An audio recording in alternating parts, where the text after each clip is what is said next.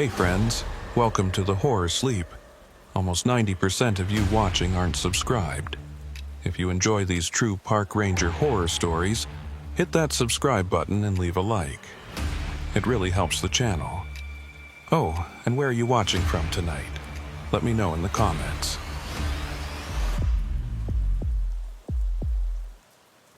I'm Ethan, and I was a law enforcement ranger with Lassen Volcanic National Park in Northern California for 11 years. I want to tell you what happened to me back in 2019, but I need you to understand one thing about a volcanic park that most people don't really think about or understand. It is not just some pretty place with some neat geology. It is an active living system in which you can witness, with your own eyes, the earth exhaling. Lassen is one of only a handful of areas in the continental U.S. where you can witness actively recurring hydrothermal activity. This includes bubbling mud pots, fumaroles that spit sulfur gas, and areas that are so hot that you can melt the soles off your boots in some areas if you're not careful. The park rests near the southern part of the Cascade Range, and under our feet, an area that gave us Mount Shasta is still alive and well. I grew up in Redding, about an hour's drive west of the park, so I'd been visiting Lassen since I was a kid. My father used to take me camping there every summer, and I remember being absolutely mesmerized by Bumpus Hell, this massive hydrothermal area where the ground is painted in surreal shades of yellow, orange, and red from all the sulfur and iron oxide. The air there smells like rotten eggs, and you can hear the mud pots gurgling like some kind of underground creature breathing. When I graduated from Humboldt State with a degree in forestry, I knew exactly where I wanted to work. I applied to the National Park Service, went through all the training, and by the spring of 2008, I was wearing the uniform and patrolling the same trails I'd hiked as a kid. It felt like coming home. Most of my job involved pretty standard stuff. I'd check permits, make sure people weren't camping in restricted areas, educate visitors about staying on designated trails, especially around the thermal features, and occasionally help coordinate search and rescue operations when someone got turned around or injured. Lassen isn't as heavily visited as Yosemite or Yellowstone, which meant we got to know our regular visitors pretty well. It also meant that when something unusual happened, it stood out. The summer of 2019 started like any other. We'd had a heavy snow year, which meant a lot of the higher elevation trails didn't open until late June. By July, though, the park was in full swing. Families were camping at the developed campgrounds. Serious hikers were tackling the summit trail to Lassen Peak, and photographers were showing up at dawn to catch the light on the volcanic landscape. It was on July 18th, a Thursday, when I first met Miles Brennan. He came into the Kom Ya Mani Visitor Center around mid-morning, and I happened to be there filing some paperwork. He was maybe 35 years old, fit-looking, with the kind of weathered face that suggested he spent a lot of time outdoors. He wore expensive hiking gear, the kind you see in REI catalogs, and he carried a top-of-the-line Osprey pack. He approached the information desk where my colleague Sarah was working, and I overheard him asking about backcountry permits. He wanted to do a 3-day solo hike through some of the more remote areas of the park, starting from the Warner Valley trailhead and looping through the Terminal Geyser area before heading back. Sarah and I exchanged a glance. Terminal Geyser sits in one of the most isolated corners of the park, a place where the hydrothermal activity is significant, but the trails are primitive and rarely maintained. It's not technically difficult terrain, but it's remote enough that if you got into trouble, help would be hours away at best. "Have you hiked in this area before?" Sarah asked him. "Not this specific trail," Miles said. "But I've done plenty of backcountry hiking. I've summited Whitney twice, done sections of the PCT, spent time in the Sierras. I know how to handle myself." He wasn't being cocky about it, just matter of fact. Still, something about the whole thing made me uneasy. though I couldn't have told you why at the time.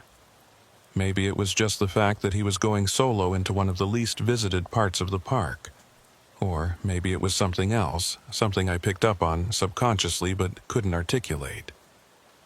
The Terminal Geyser area can be disorienting, I found myself saying, stepping over to join the conversation.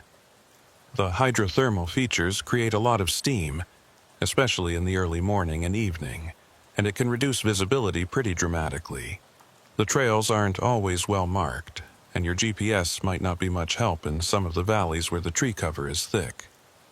Miles nodded. I appreciate the heads up. I've got good maps, a compass, and I'm not afraid to turn back if conditions look sketchy. What else could we say? He was an adult, he had experience, and he wasn't planning to do anything illegal or prohibited. We processed his permit, went over the usual safety information, made sure he knew the locations of the designated camping areas, and reminded him that he needed to be out by Sunday evening. If you're not back by Monday morning, Sarah told him, we'll start looking for you. I'll be back, Miles said with a smile. I've got a flight to catch Monday afternoon. Can't afford to miss it. And with that, he left. I watched him walk across the parking lot to a newer model Toyota 4Runner, throw his pack in the back, and drive off toward the Warner Valley Road. I didn't think about Miles Brennan again until Monday morning. I was starting my shift, pouring coffee in the ranger station when Sarah came in looking worried. "Did Miles Brennan check in yesterday?" she asked. I felt my stomach drop. No, should he have? His permit was up yesterday evening. He was supposed to be out by 8 p.m. at the latest. We immediately checked the logs. No one had seen him, and there was no note indicating he'd checked out early. Sarah tried calling the emergency contact number he'd listed on his permit. It went straight to voicemail. We tried twice more over the next hour. Nothing. By 10 a.m., we'd escalated it. My supervisor, a veteran ranger named Tom Hickman, made the call to initiate a search. We started with the Warner Valley trailhead where Miles had begun his hike. His 4Runner was still there, covered in a thick layer of pine pollen, suggesting it hadn't been moved in days. Tom organized a small team. There were 4 of us: Tom, myself, Sarah, and another ranger named Marcus, who was probably the most experienced wilderness tracker on our team. We geared up, grabbed our radios, and headed out on the same trail Miles would have taken 4 days earlier. The Warner Valley Trail starts out easy enough. It follows Hot Springs Creek for the first couple miles, winding through stands of Jeffrey pine and white fir. The air smells like vanilla from the pine bark, mixed with that subtle sulfur scent that's just always present in this part of the park. We made good time, hiking fast but carefully, constantly scanning the trail and the surrounding forest for any sign of Miles. Around mile 3, the trail starts to climb, switchbacking up the side of a ridge. This is where you start to get views of the surrounding valleys, and on a clear day, you can see all the way to Mount Shasta in the distance. It was a beautiful morning, warm but not hot, with a few high clouds drifting across an otherwise blue sky. We stopped at a junction where the trail splits. One branch continues north toward Devil's Kitchen, another hydrothermal area. The other branch, less maintained and marked only by occasional cairns, heads east toward Terminal Geyser. He would have gone east, Tom said, checking his map. That was his planned route according to the permit. The eastern trail was rougher. Tree roots crossed the path, and in places it was barely distinguishable from the surrounding forest floor. We had to slow down, watching carefully for any footprints or disturbed vegetation that might indicate Miles had passed this way. It was Marcus who found the first sign. About half a mile down the eastern trail, he stopped and pointed to a spot where a pile of rocks had been disturbed. "Someone built up this cairn recently," he said. "See how the top rocks are cleaner than the bottom ones? They haven't had time to accumulate lichen or dirt." We all felt a small surge of hope. It meant we were on the right track. As we continued, the terrain became more volcanic. The soil turned reddish-brown, mixed with chunks of volcanic rock and pumice. The trees grew sparser, and we started to see more evidence of the hydrothermal activity that makes this area so unique and so dangerous. Small fumaroles vented steam from cracks in the ground, and the air took on that stronger sulfur smell that makes your eyes water if you're not used to it. Around noon, we reached the area where Terminal Geyser is located. To call it a geyser is actually a bit misleading. It's more like a large fumarole, a vent in the Earth's crust where superheated steam and volcanic gases escape under pressure. The thing about Terminal Geyser, though, is that it's not stationary. The vent can shift, new ones can open up, and the steam output can vary dramatically depending on groundwater levels and underground pressure. The area around the geyser is otherworldly. The ground is stained yellow and white from sulfur deposits, and in places it's so hot that you can see heat waves rising even when there's no visible steam. There are warning signs posted, but they're old and weathered, and honestly, in a place this remote, not many people see them. We spread out, searching the area carefully. Tom radioed in our position and told dispatch we were beginning a systematic search of the Terminal Geyser Basin. It was Sarah who found Miles's first campsite. It was in a designated spot about a quarter-mile from the geyser, nestled in a small grove of mountain hemlocks. His tent was there, properly set up and staked down. His sleeping bag was laid out inside, and his camp stove was sitting on a flat rock with a fuel canister still attached. But Miles wasn't there. We called out, our voices echoing off the surrounding ridges. "Miles! Miles Brennan! Park Service!" Nothing but the hiss of steam from the geyser. Tom and Marcus searched the tent while Sarah and I widened our search perimeter. Everything in the tent was neat and organized. Miles's spare clothes were folded, his food bag was properly hung from a tree branch away from camp, and his sleeping bag showed signs of having been slept in. But there was no indication of any struggle or disturbance. "His pack is here," Marcus called out. "Water bottles, first aid kit, everything." That's when I started to feel the first real tendrils of fear. No experienced hiker leaves their pack behind, not when they're in the backcountry. Your pack contains everything you need to survive: water, food, shelter, emergency supplies. You might step away from camp to take a leak or gather firewood, but you don't wander off without at least taking your water bottle. We continued searching, moving in careful circles outward from the campsite. The terrain was difficult, a mix of forest and open volcanic ground, cut through with small ravines and dotted with hydrothermal features. Every few minutes, we'd stop and call out Miles's name, then listen for any response. It was during one of these pauses that I noticed something strange. We were standing near a particularly active fumarole, where steam was jetting out of the ground with enough force that you could hear it over the ambient forest sounds.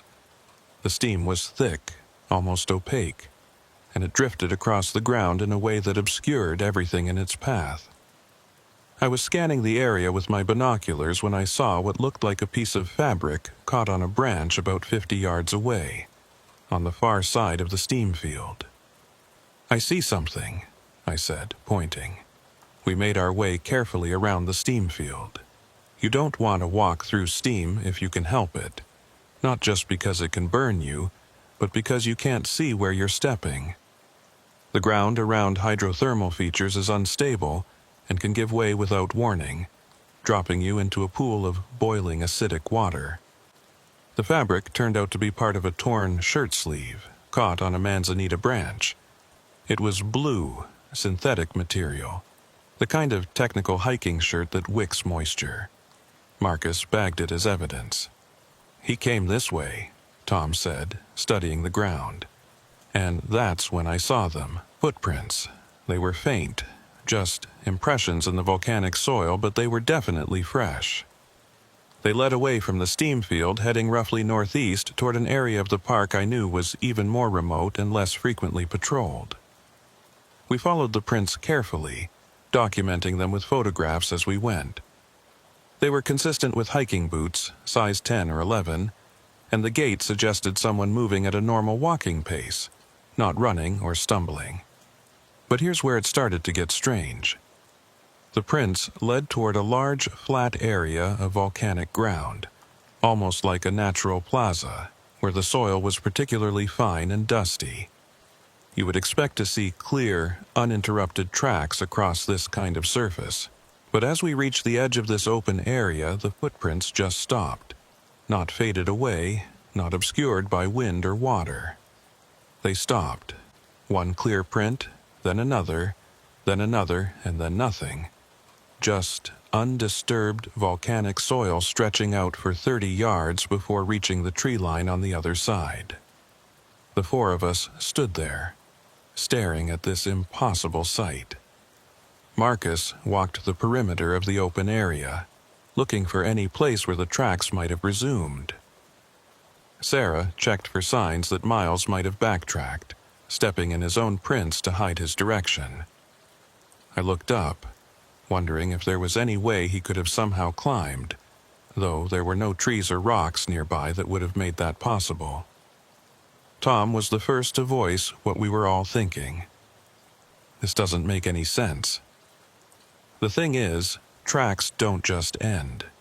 Physics doesn't work that way. If Miles had walked into this clearing, he had to have walked out of it somewhere. The ground wasn't disturbed enough to suggest high winds that might have erased his prints, and there hadn't been any rain in over 2 weeks. Could he have been carried? Sarah asked quietly. By what? Marcus responded. We'd see signs of a struggle. Dragging marks. Something. We spent the next hour searching every inch of that clearing and the area beyond it. We found nothing.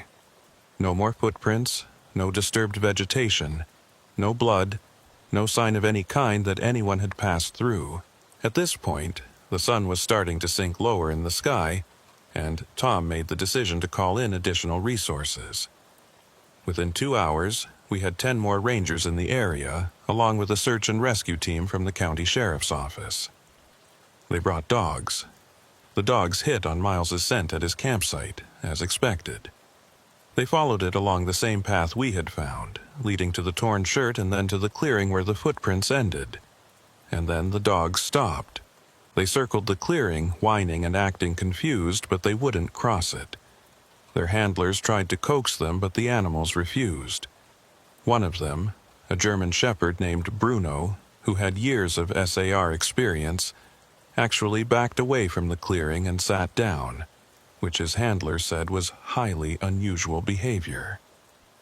As darkness fell, we set up a base camp. Portable lights were brought in, and the search continued through the night in shifts. I drew the midnight to 4 a.m. shift along with Sarah and 2 guys from the county team. There's something deeply unsettling about being in a volcanic area at night. During the day, you can see the steam venting from the ground. You can navigate around the dangerous areas. You can maintain a sense of control. At night, though, everything changes. The steam glows in your flashlight beam, creating moving shadows that look like figures in the darkness. The ground temperature creates strange air currents that carry sounds from unexpected directions. And the constant hissing and bubbling of the hydrothermal features sounds almost like whispered conversations just beyond the range of your hearing. We were searching a ravine about a 1/4 mile from the clearing when Sarah grabbed my arm. "Did you hear that?" she whispered. I stopped, listening. At first, I heard only the ambient sounds of the thermal area. But then, yes, I heard it. A voice, distant and distorted, but definitely human. It sounded like someone calling out, though I couldn't make out words. "Miles!" I shouted. "Miles Brennan!" The voice came again, and this time I could have sworn it was coming from the north. We moved in that direction, our lights cutting through the darkness, and the drifting steam. The two county guys were about 50 yards to our west, and we kept them updated on our radio. The voice called again, and now it sounded like it was coming from the east, behind us. Sarah and I stopped, confused. Sound can bounce strangely in terrain like this, but this was different. It was like the voice was moving, circling us. "This is weird," Sarah said, and I could hear the tension in her voice. We kept searching, but the voice didn't return. By the time our shift ended at 4 a.m., we were exhausted and unnerved. The morning shift took over, and Sarah and I headed back to base camp to grab a few hours of sleep in our tents. I don't think I actually slept, though. I just laid there in my sleeping bag, listening to the sounds of the search operation continuing around me, thinking about those footprints that ended in the middle of nowhere, thinking about the dogs refusing to cross that clearing, thinking about that voice in the darkness. When the sun came up, I forced myself out of the tent and grabbed some coffee from the camp stove. Tom was standing at a folding table covered with maps, talking on his satellite phone. His face was drawn, and he looked like he hadn't slept at all. He ended his call and looked at me. "We've got a helicopter coming in at 8, he said. "We're going to do an aerial search of the surrounding area. The county is bringing in more ground teams, and we're expanding the search radius to 5 miles. "Did anyone find anything overnight?" I asked. He shook his head. "Nothing. It's like he just vanished." The helicopter arrived right on schedule. A Bell 407 from a private SAR contractor. I ended up being one of the spotters, along with Marcus, which meant we spent the next 3 hours flying systematic search patterns over the surrounding wilderness. From the air, the volcanic landscape looked even more alien. You could see the steam plumes rising from dozens of different thermal features. You could see the rusty reds and yellows of the iron and sulfur deposits, and you could see just how isolated and rugged this part of the park really was. There were valleys we flew over where it looked like no human had ever set foot, places where the forest was so thick that you couldn't see the ground even from a few 100 feet up. We saw nothing that looked like Miles or any sign of him. By the 3rd day of the search, we had over 50 people involved, including volunteers from local hiking clubs and even some tourists who had heard about the missing hiker and wanted to help. We'd covered an area of roughly 20 square miles, checking every ravine, every thermal basin, every possible place someone might have fallen or gotten trapped. Still nothing. On the 4th day, Tom made the difficult decision to scale back the search. We'd been over the area multiple times with dozens of trained searchers and dogs, and we'd found nothing beyond that torn shirt and those impossible footprints. The official stance became that Miles had likely fallen into a thermal feature, and his body had been dissolved by the acidic water and high temperatures. It's a horrible way to die, but it does happen. The Park Service had records of several such deaths over the years at various volcanic parks. Miles's family was notified. His sister flew out from Seattle and met with us, asking all the questions you'd expect. Why hadn't we found his body? Where exactly did the footprints end? What did we think had really happened? We told her what we knew, which wasn't much. We explained about the volcanic features and how dangerous they could be. We told her that sometimes, despite our best efforts, the wilderness doesn't give up its secrets. She left unsatisfied, as anyone would be. I think about her sometimes, wondering if she ever got closure, or if she still lies awake at night wondering what happened to her brother in those volcanic valleys. The official case was never closed, just suspended pending new information. Miles's forerunner was impounded and eventually released to his family. His campsite was documented, photographed, and cleared, and life in the park went on. But I never stopped thinking about it. Those footprints that ended in the middle of an open clearing bothered me more than I could articulate. I started reading about other disappearances in national parks, and I found that Lassen wasn't unique. There were dozens, maybe hundreds of cases of experienced hikers who had simply vanished without a trace in wilderness areas across the country. Some of these cases had strange similarities to Miles's disappearance. Tracks that ended suddenly, search dogs that acted strangely, missing gear that was never found. I also started paying more attention to the hydrothermal areas when I patrolled them. I'd stand near the steam vents and just listen, watch, try to understand the landscape in a deeper way.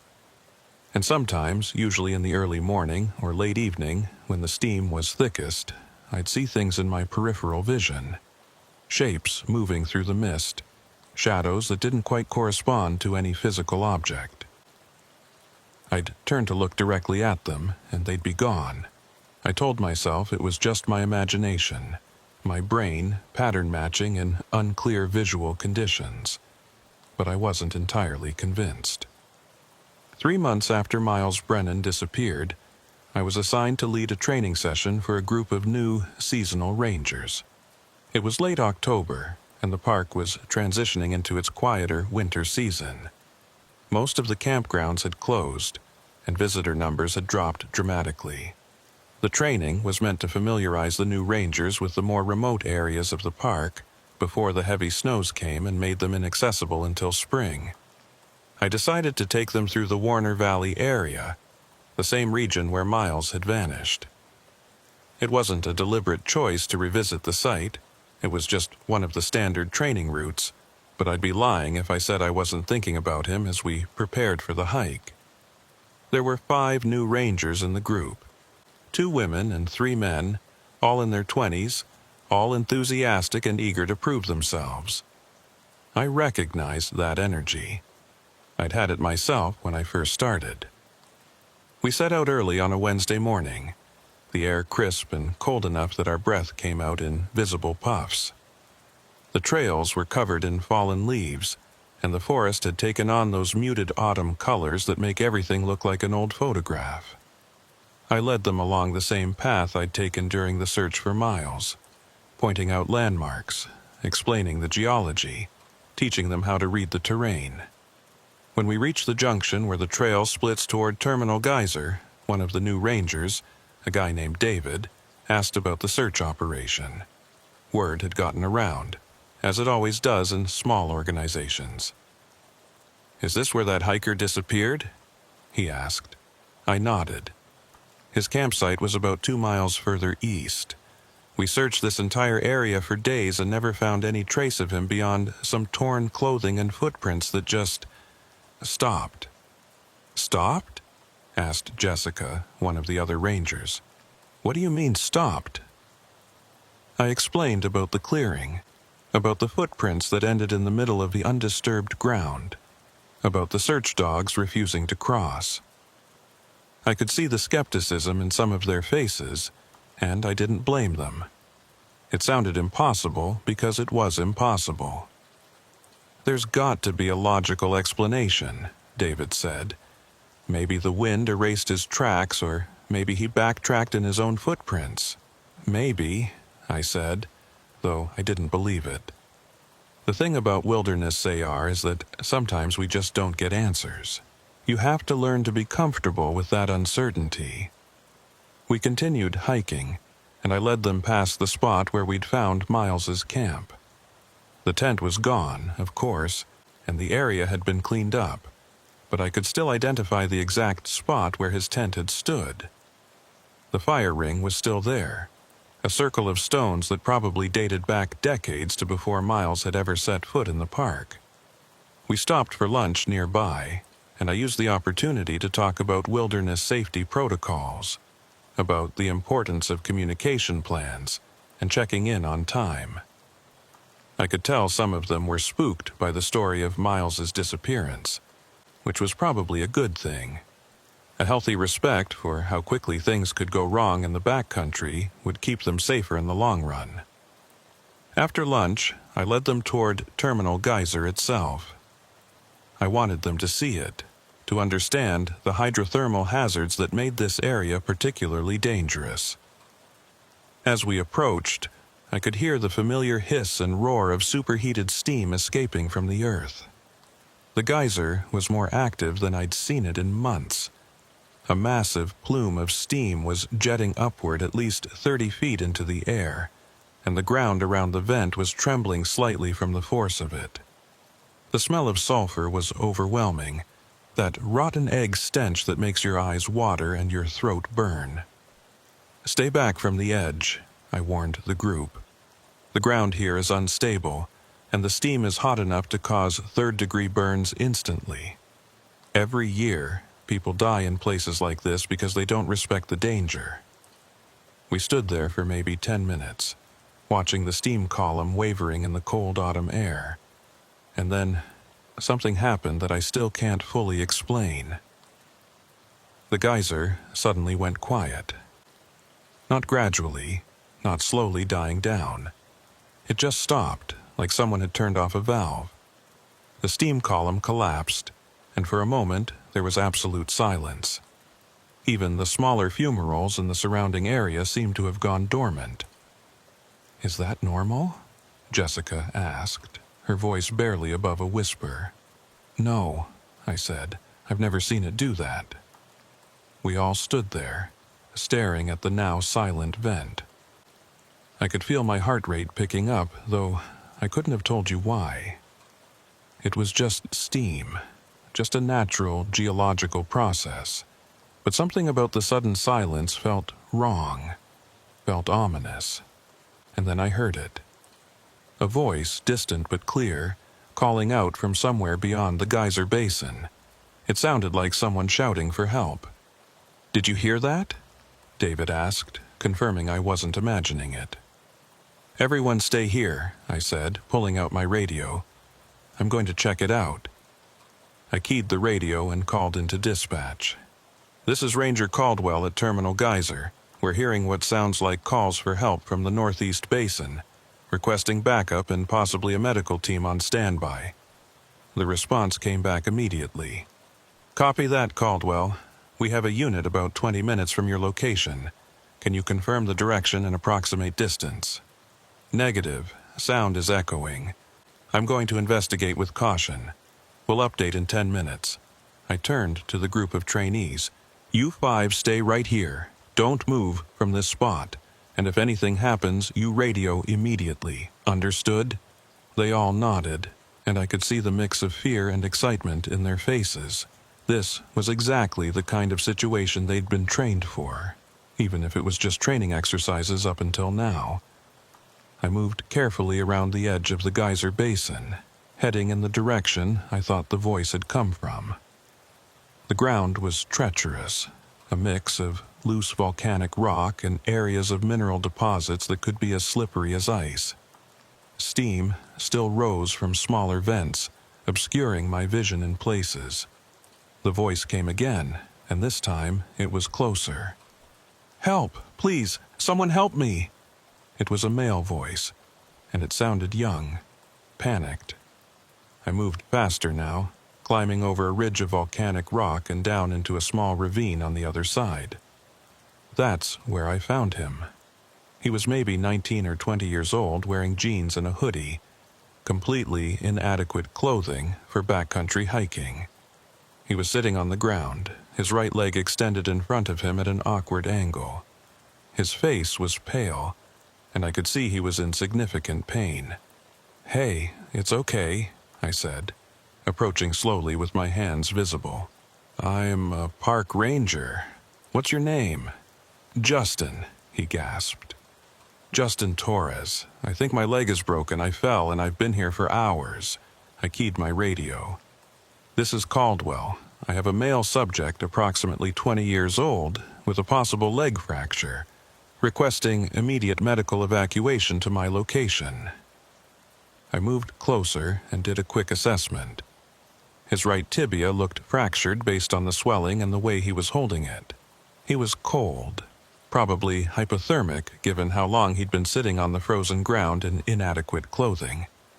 "Justin, I'm going to get you out of here, but I need to ask you some questions first. Are you here alone?" He nodded. "I came with some friends." We were camping at the developed campground, but I wanted to see the geyser. They told me not to go alone, but I thought I could find it easy. I'm so stupid." "You're not stupid, you're just hurt. Where did you fall from?" He pointed up at a rocky outcropping about 15 feet above us. I was trying to get a better view, and the rock just gave way. I wrapped him in my emergency blanket and gave him some water from my bottle. Then I climbed back up to where the trainees were waiting and brought them down to our location. I wanted them to see how a real rescue operation worked, and besides, I needed their help to prepare a makeshift litter to carry Justin out once the medical team arrived. The rescue went smoothly. The medical team arrived within 40 minutes, Justin was stabilized and evacuated, and by late afternoon, we were hiking back out of the Warner Valley. Justin would make a full recovery, though he'd probably think twice before going off trail alone in the future. But here's what bothered me about the whole thing.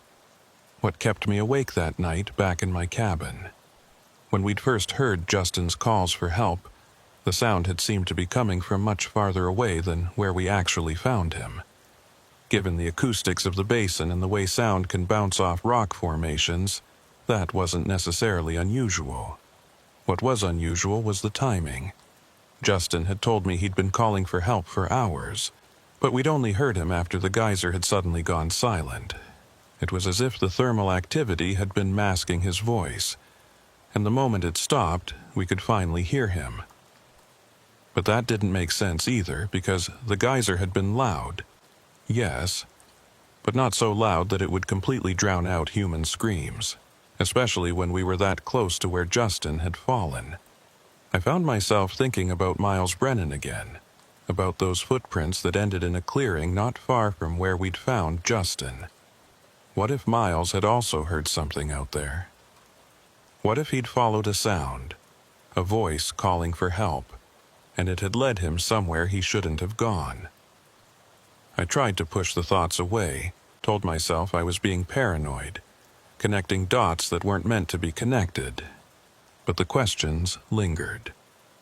Over the following weeks, as winter began to settle into the park, I started doing something I probably shouldn't have been doing.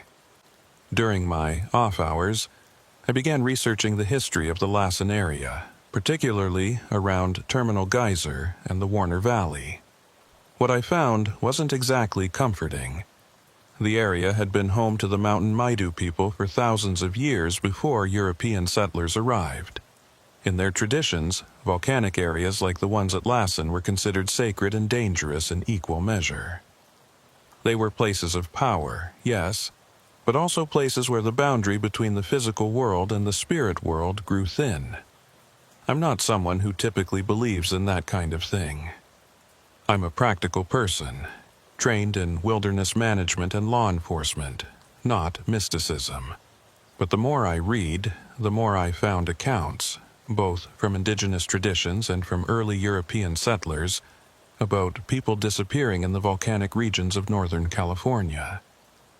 One account from 1887 described a prospector who had been searching for gold in the thermal areas near what would eventually become Lassen Volcanic National Park. According to his partner, the man had simply walked into a steam field one morning and never emerged from the other side.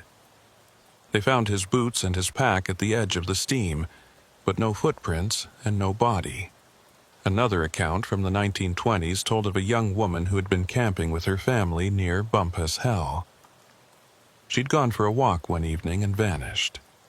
Searchers found her tracks leading toward one of the thermal basins, but like Miles's tracks, they simply ended without explanation. There were others scattered through old newspaper archives and historical society records.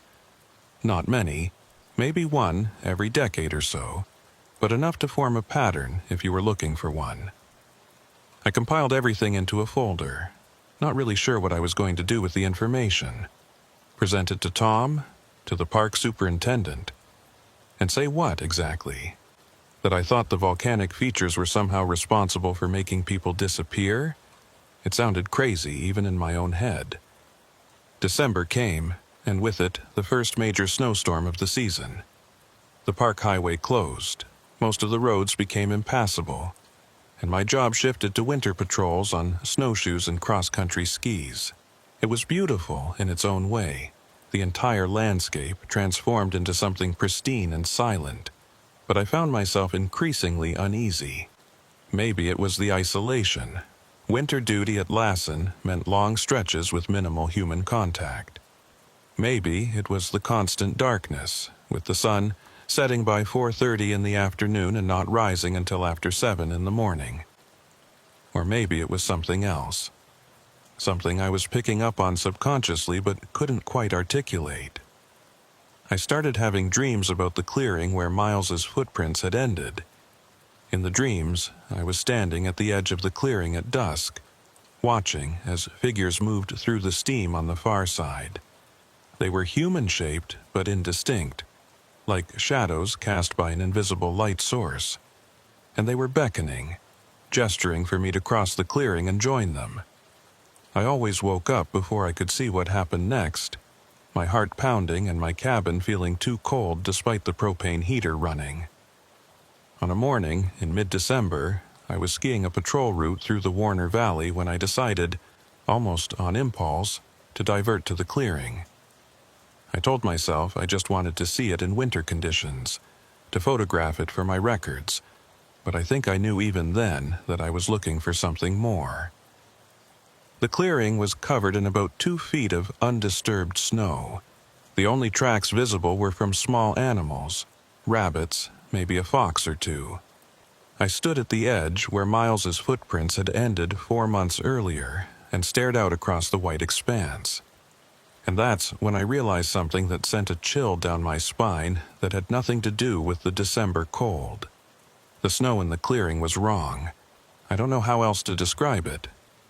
Everywhere else in the forest, the snow had accumulated normally, piling up on rocks and logs, weighing down tree branches, filling in every depression and hollow. But in the clearing, the snow was perfectly flat, perfectly smooth, with no texture or variation whatsoever. It looked almost like it had been poured into a mold and leveled with a blade. And there was no steam that hit me hardest. Everywhere else in this region, you could see steam rising from the ground where the geothermal heat melted the snow and sent moisture into the air. But in this clearing, nothing. The snow sat there, perfectly flat, perfectly cold, as if the ground beneath it was inert and lifeless. I pulled out my radio, intending to call this into dispatch, but something stopped me. What would I say? That the snow looked weird? That I had a bad feeling about a particular clearing in the middle of the backcountry? Instead, I took out my phone and snapped several photos. The battery was low. The cold always drained them fast, but I managed to get a few decent shots before the screen went black. I was about to leave when I heard it again.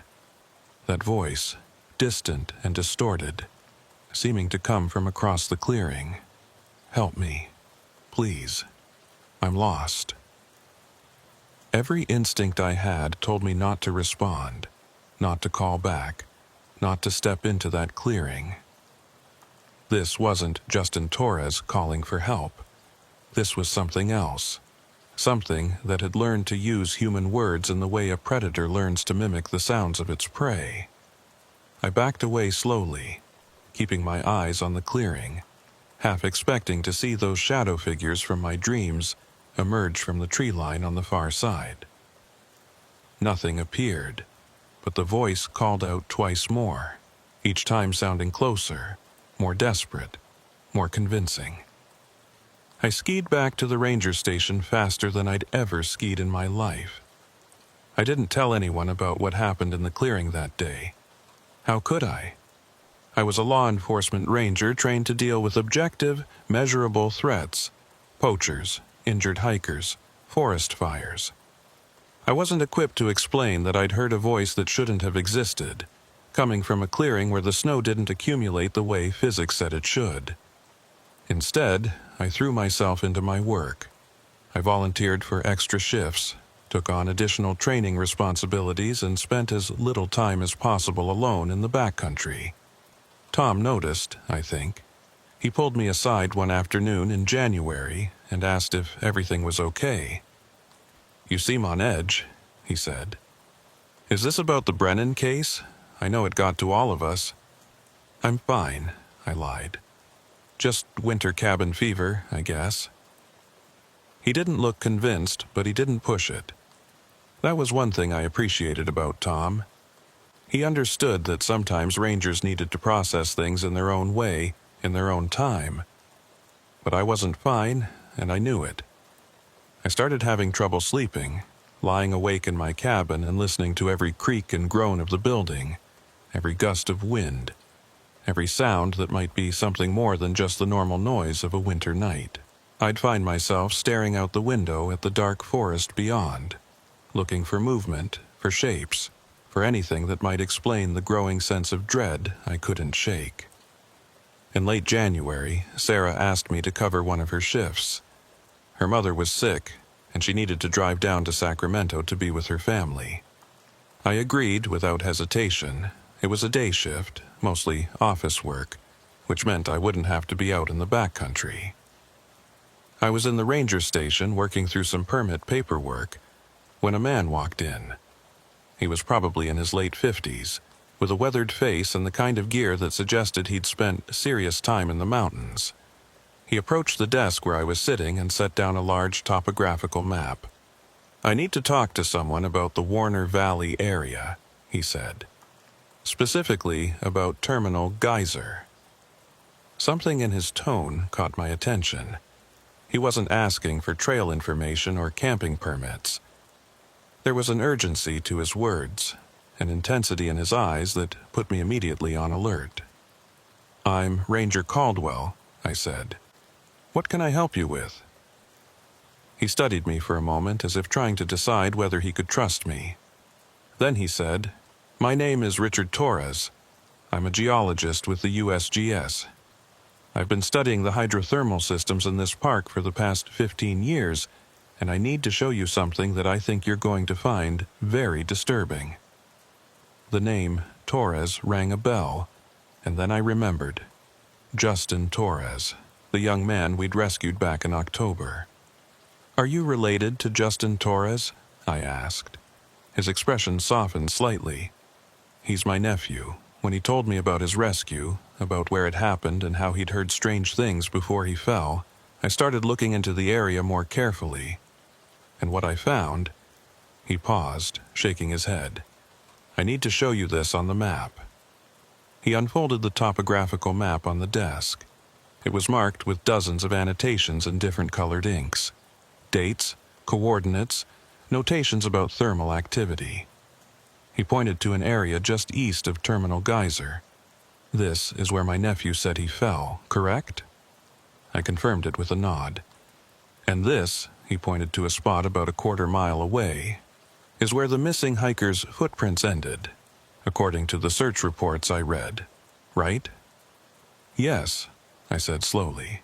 "How did you know about that?" "Because I've been mapping disappearances in volcanic regions across the western United States for 8 years, Richard said. "And there's a pattern, a very specific, very troubling pattern."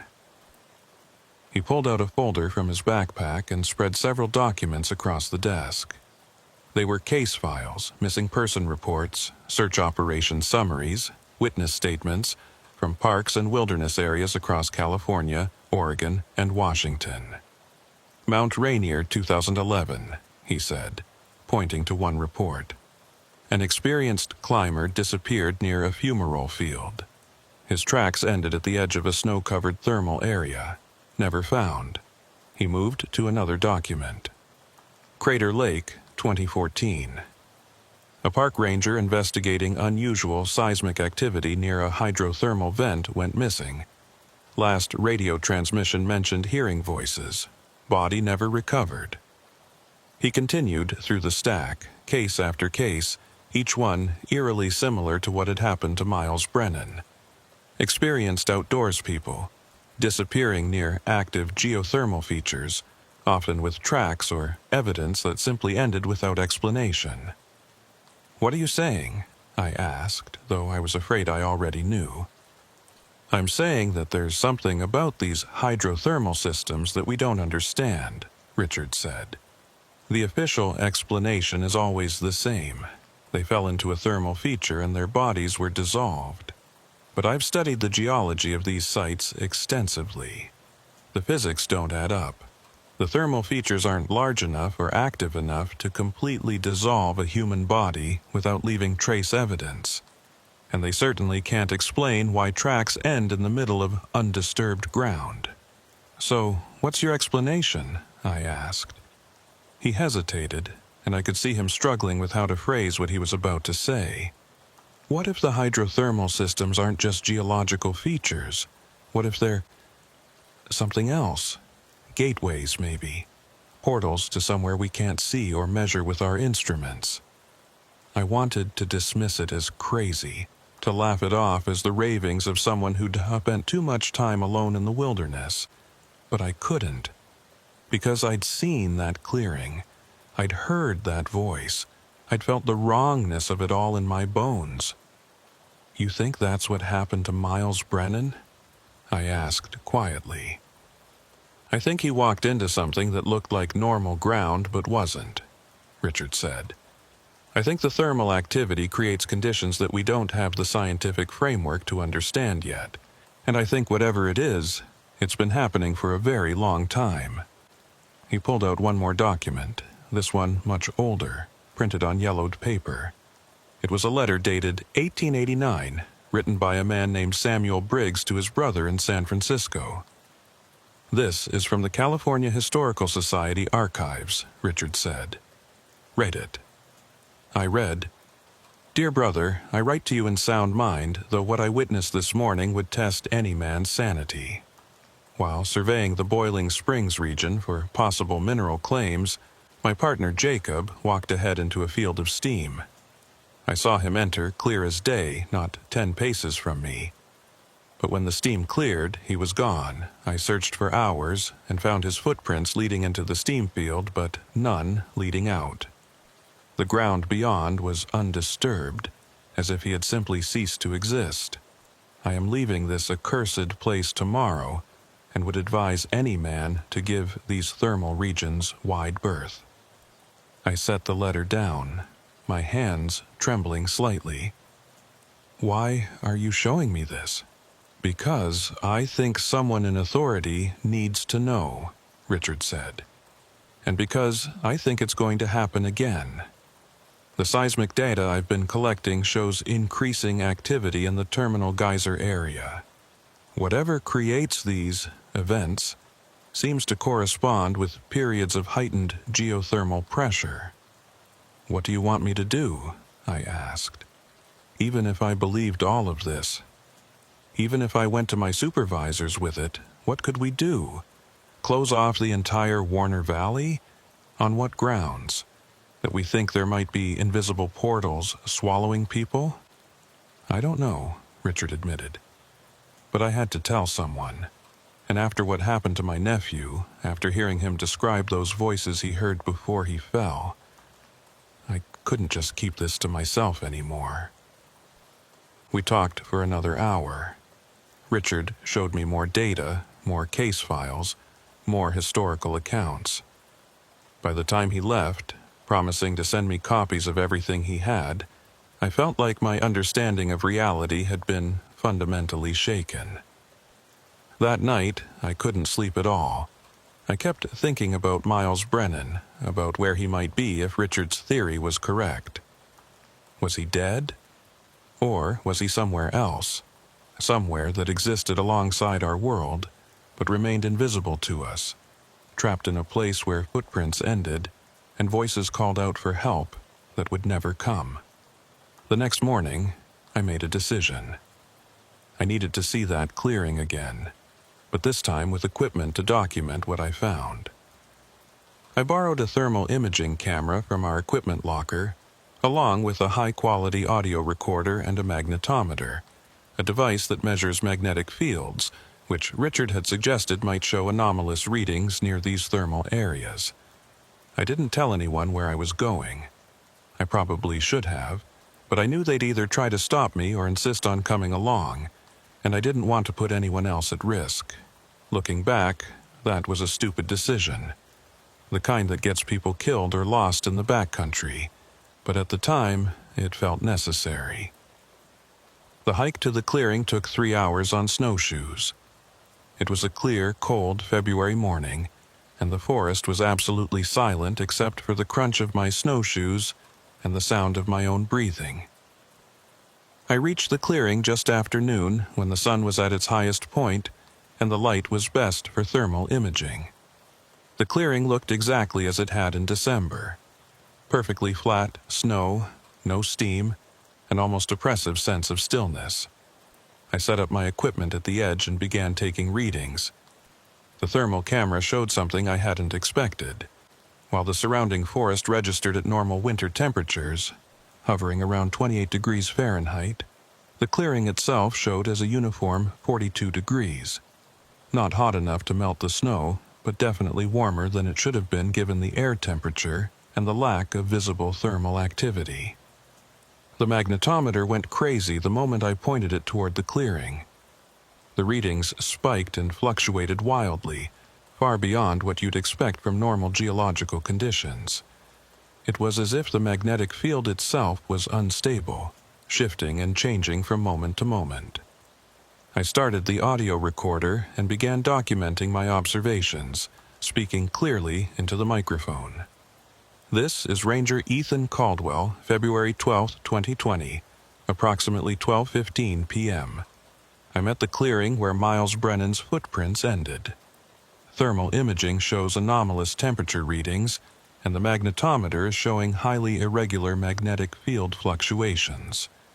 That's when the audio recorder picked up something I hadn't heard yet. I was reviewing the recording later, listening to my own voice documenting the readings, when I heard it underneath my words. A low frequency hum, almost below the threshold of human hearing. It pulsed rhythmically, like a heartbeat or breathing, and it seemed to be emanating from the clearing itself. I played it back 3 times to make sure I wasn't imagining it. The hum was real, and it was there the entire time I'd been recording, a baseline drone beneath every other sound. I was so focused on the audio that I almost didn't notice the steam starting to rise from the clearing. It began at the far edge, wisps at first, then thicker columns that rose straight up into the cold air without drifting or dispersing the way steam normally would. Within minutes, the entire clearing was filled with dense white steam, and visibility dropped to near zero. And then I heard the voices. Multiple voices this time, not just one. They were calling out in words I couldn't quite understand, speaking in a language that might have been English but was distorted in a way that made it incomprehensible. The voices overlapped each other, creating a discordant chorus that seemed to come from every direction at once. The magnetometer in my hand was going berserk now, the needle slamming back and forth so hard I was afraid it would break. The thermal camera showed the temperature in the clearing dropping rapidly, from 42 degrees down to 30, then 20, then 10, all within the span of maybe 30 seconds. I should have run. Every survival instinct I had was screaming at me to get away from that clearing, to put as much distance as possible between myself and whatever was happening there. But I couldn't move. I was transfixed, watching as the steam began to take on shapes, vague humanoid forms that moved through the mist with purpose and intention. One of the shapes moved closer to my side of the clearing, and as it did, the voices began to resolve into actual words. "Help me. So cold. Can't find the way. Please. Anyone." The voice was Miles Brennan's. I recognized it from the recordings his family had provided during the search operation, from the voicemail greeting we'd heard when trying to call his phone. It was unmistakably him, but there was something wrong with it. The tone was flat, emotionless, like someone reciting words without understanding their meaning. "Miles," I called out, my voice cracking. "Miles Brennan?"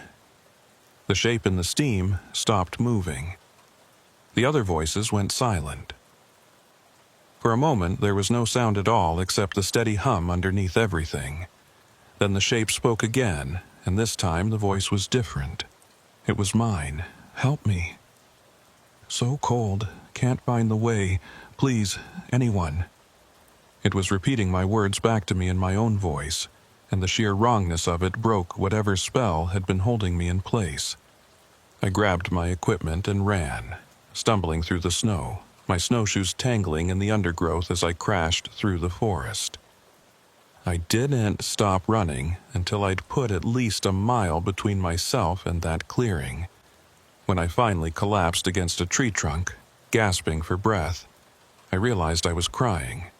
Not from fear exactly, though I was terrified, but from something deeper than that, a profound grief for Miles Brennan and for whatever state of existence he was trapped in, if Richard's theory was correct.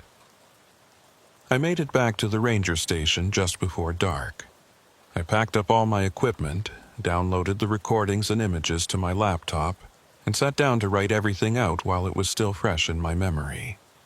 The next morning, I requested a meeting with Tom and the park superintendent, a woman named Patricia Walsh.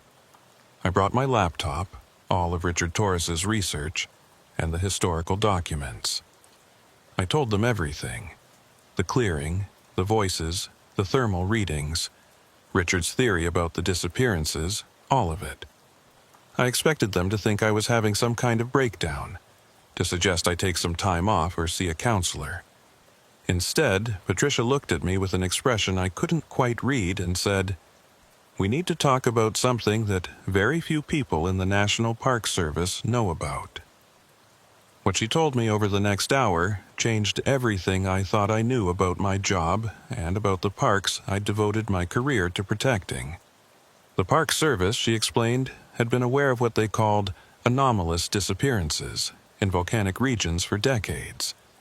There was an unofficial working group comprised of rangers, geologists, and researchers who documented and studied these cases. They operated quietly without public acknowledgement, because the phenomena they were investigating defied conventional scientific explanation, and because publicizing it would cause panic among visitors. "We don't know what causes these events," Patricia said. "The best theory we have is that extreme geothermal conditions can create temporary distortions in local space-time, essentially brief windows into somewhere else. But it's just a theory. We don't have the technology or the understanding to study it properly." "So you've known all along that this was happening?" I asked, unable to keep the anger out of my voice. "You've known that people were disappearing into these distortions, and you just kept sending rangers out there?" "We've tried to protect people," Tom said. "That's why we have restricted areas around the most active thermal features. That's why we emphasize staying on designated trails. But we can't close entire sections of the park based on phenomena we don't fully understand and can't prove exists." "What about Miles Brennan?" I demanded. "What about his family? They deserve to know what really happened to him." Patricia's expression was pained. "And tell them what exactly? That their son walked into an invisible portal to another dimension? That he might still be alive but trapped somewhere we can't reach? How does that help them?" I had no answer for that. "Look," Patricia continued, "I know this is difficult to process, but there are protocols for dealing with these situations. Your recordings and data will be added to the file. The clearing will be monitored more carefully, and we'll continue to do everything we can to prevent future incidents." "Is that it?" I asked. "We just document it and move on?" "What else can we do?" Tom asked quietly. "We're park rangers, not physicists or dimensional theorists. We protect the land and the people who visit it to the best of our ability with the tools and knowledge we have." I left that meeting feeling hollow and angry. But over the following weeks, as I tried to process everything, I slowly came to understand their position. What could they do? They were trying to manage natural areas that contained phenomena beyond human understanding, trying to balance public access with safety, trying to do their jobs in a world that was stranger and more dangerous than most people realized.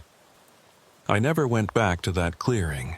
The data I collected was forwarded to the Park Service's Research Division, where it presumably joined hundreds of other similar reports from parks across the country. Richard Torres continued his research, and we stayed in occasional contact, though neither of us had any breakthroughs that might explain what we'd witnessed. Miles Brennan's case remains officially unsolved. His family held a memorial service that summer, and they placed a marker for him in a cemetery in Oregon where his grandparents were buried. I attended the service, though I didn't speak to his sister. What could I have said that would have provided comfort or closure? I worked at Lassen for 2 more years after that before requesting a transfer to a different park, not because I was afraid, though I was, but because I couldn't walk those trails anymore without thinking about the clearing, about the voices in the steam, about Miles Brennan calling out for help from wherever he'd ended up. I work at Shenandoah National Park now, in Virginia, far from any active volcanic systems. It's beautiful here, and the work is rewarding, and most nights I sleep without dreaming about shapes moving through the mist. But sometimes, when I'm out on patrol in the early morning and the fog is thick through the valleys, I'll hear something that makes me stop and listen. A voice calling out from just beyond the edge of visibility. The low, rhythmic hum beneath the ambient sounds of the forest. And I'll remember that there are places in this world, places marked on maps, places with visitor centers and designated trails where the rules we think govern reality simply don't apply. Places where the ground beneath your feet might not be as solid as it appears. Places where you can take one step forward and find yourself somewhere else entirely, calling out for help that will never come. Your voice added to the chorus of all the others who went before you.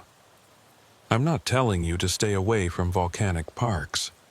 They're magnificent places, and millions of people visit them safely every year.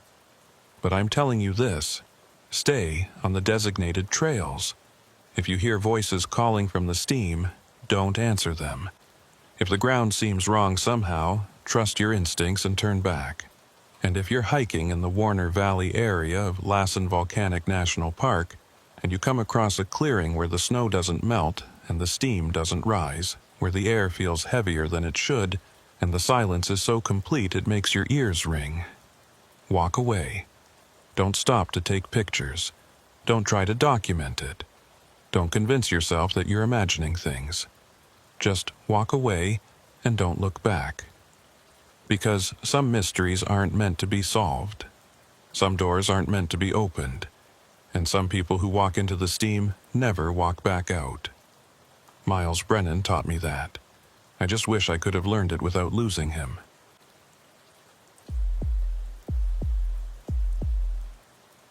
My name is Clara, and for 6 years I worked as a wilderness ranger at Lassen Volcanic National Park in Northern California.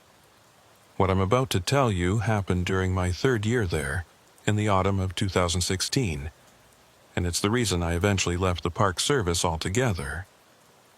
Not because I was fired or injured, but because after what I experienced, I couldn't trust my own senses anymore. And when you're working alone in the backcountry, often miles from the nearest help, your senses are all you have. I grew up in Portland, Oregon, and spent most of my 20s bouncing between seasonal jobs, ski instructor in the winter, raft guide in the summer, anything that kept me outdoors and away from the kind of desk job my parents had always assumed I'd take. When I turned 27, I decided I wanted something more permanent, something with benefits and a retirement plan. But that would still let me spend my days in the wilderness. The National Park Service seemed like the perfect fit. Lassen Volcanic National Park wasn't my first choice. I'd applied to positions all over the West, Glacier, Olympic, North Cascades, but Lassen was the one that came through with an offer. I'll admit I didn't know much about it before I accepted the job. I knew it was volcanic, that it had last erupted in 1915, and that it was considerably less famous than Yellowstone or Mount Rainier. What I didn't know was how remote it could feel, or how the volcanic landscape created an atmosphere unlike anywhere else I'd ever worked. The park sits at the southern end of the Cascade Range, where the Sierra Nevada begins to transition into volcanic territory. It's a landscape of contradictions, lush forests giving way to barren pumice flats, crystal-clear lakes sitting next to boiling mud pots, snow-capped peaks overlooking valleys where sulfurous steam rises from cracks in the earth. It's beautiful in an alien sort of way, but there's always been something unsettling about it too, something I could never quite put into words until after what happened. By the fall of 2016, I'd been working at Lassen long enough to feel comfortable in the backcountry. I knew the trail systems, I knew the thermal hazards, and I'd completed enough search and rescue operations that I wasn't easily rattled anymore. I'd seen injured hikers, lost children, people suffering from altitude sickness and hypothermia. I'd dealt with aggressive wildlife and unstable terrain. I thought I'd seen everything the park could throw at me. I was wrong. It started on a Tuesday in late September. The summer crowds had thinned out considerably, and most of the campgrounds were running at maybe 20% capacity. The weather was turning colder, especially at night, and we'd already had our first dusting of snow at the higher elevations. It was the kind of season I actually preferred. Fewer people, quieter trails, and that crisp autumn air that made everything feel sharper and more vivid. I was assigned to patrol the Manzanita Lake area, which sits at the northwest corner of the park. It's one of the more developed areas with a visitor center, a campground, and several well-maintained day-use trails. My job was to check on the campers, make sure everyone had proper food storage to keep the bears out, and do a sweep of the trails before dark to make sure no one was still out there. I started my patrol around 3 in the afternoon, working my way through the campground first. There were maybe a dozen sites occupied, mostly retirees in RVs enjoying the shoulder season prices. Everyone was following the rules, and I didn't encounter any problems. By 4:30, I was starting the trail sweep. I began with the Manzanita Lake Loop, an easy 1.6-mile path that circles the lake. It's popular with families and casual hikers because it's flat, well-maintained, and offers great views of Lassen Peak reflected in the water. I walked it clockwise, keeping an eye out for any stragglers. I was about halfway around when I encountered a couple heading back towards the trailhead. They were probably in their 60s, dressed in matching fleece jackets and expensive hiking boots that looked like they'd never seen mud before. "Afternoon," I said, giving them a friendly nod. "How was your hike?" "Beautiful," the woman said. "Though we heard something strange near the east shore." "Strange how?" I asked, shagged. The man shrugged. "Probably just an animal, but it sounded almost like someone calling out. We thought maybe another hiker was in trouble, so we stopped and listened for a minute, but we didn't hear it again." "What direction did it come from?" I asked. They both pointed toward the south, toward the far side of the lake where the trail ran closest to the water's edge. "Did you see anyone else on the trail?" I asked. "No, just us," the woman said. "We figured we were imagining things." I thanked them and continued my patrol, moving a bit faster now. If someone was calling for help, even if they'd stopped, it was worth checking out. The trail took me around the north end of the lake and then down along the east shore, exactly where the couple had indicated they'd heard the sound. I stopped and listened, but all I could hear was the gentle lap of water against the rocky shore and the whisper of wind through the pine trees. I called out anyway, my voice carrying across the water. "Park Service! Is anyone out here?" Nothing but my own echo coming back to me from the far shore. I continued walking, scanning the forest on both sides of the trail and occasionally calling out. The sun was getting lower now, probably less than an hour until sunset, and the light was taking on that golden quality that photographers love, but that makes it harder to see details in the shadows. I completed the loop without finding anything unusual and headed back to the visitor center to file my report. I mentioned the couple's account of hearing someone calling out, but I noted that I'd investigated and found no evidence of anyone in distress. It seemed like a non-issue, the kind of thing that happens all the time. People hear something ambiguous in the wilderness, and their minds fill in the blanks with human voices. But then it happened again the next day. I was patrolling a different area this time, the Chaos Crags Trail on the north side of the park. This trail is more challenging than the Manzanita Lake Loop, climbing steeply through a landscape of volcanic domes and jumbled rock formations that give the area its name. It's a 4-mile round trip, and I was about 2 miles in when I ran into a young man coming down the trail at a near run. He was maybe 25, wearing trail running gear, and he looked genuinely spooked. "Hey, you okay?" I called out as he approached. He slowed down, breathing hard. "Yeah, I'm fine, but there's something weird going on up there." He pointed back the way he'd come. "What kind of weird?" I kept hearing someone shouting, like they were calling for help or something. But every time I'd stop and try to figure out where it was coming from, it would seem to be coming from a different direction. And I never saw anyone else on the trail. "Could you make out what they were saying?" I asked. He shook his head. "Not really. Just shouting." It was echoing off the rocks, and the wind was making it hard to tell, but it freaked me out enough that I decided to head back down.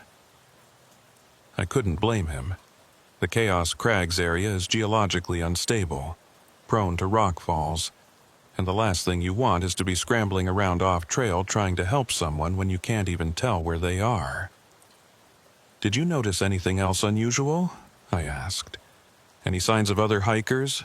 Any disturbed rocks or vegetation?" "No, nothing like that. Just the voice." I took down his contact information and told him I'd investigate. After he headed back to the trailhead, I continued up the trail, moving carefully and stopping every few minutes to listen. The Chaos Crags are an eerie place even on a calm day. The rock formations are these massive volcanic domes, some over 1,000 feet tall, that look like they could collapse at any moment. The trail winds through a landscape of broken boulders and loose scree, and there are places where you can look up and see huge chunks of rock that seem to be defying gravity. It's the kind of place that makes you feel small and temporary, a place where you're acutely aware that the earth beneath your feet is neither stable nor forgiving. I hiked for another half-mile, calling out periodically, but I encountered no one and heard nothing unusual. The wind was picking up, rushing through the gaps between the rock formations with a low moaning sound, and I could see how someone might mistake it for human voices. I decided the trail runner had probably just psyched himself out, combined with the acoustic effects of the rocky terrain creating the illusion of calls coming from different directions. I turned back, satisfied that there was no emergency, and completed my patrol without incident. But that night, lying in my cabin at the Ranger Housing Complex, I found myself thinking about those two reports.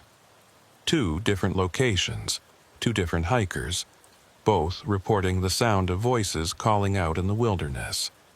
It was probably just coincidence, but something about it bothered me. Over the next week, I heard 3 more similar reports.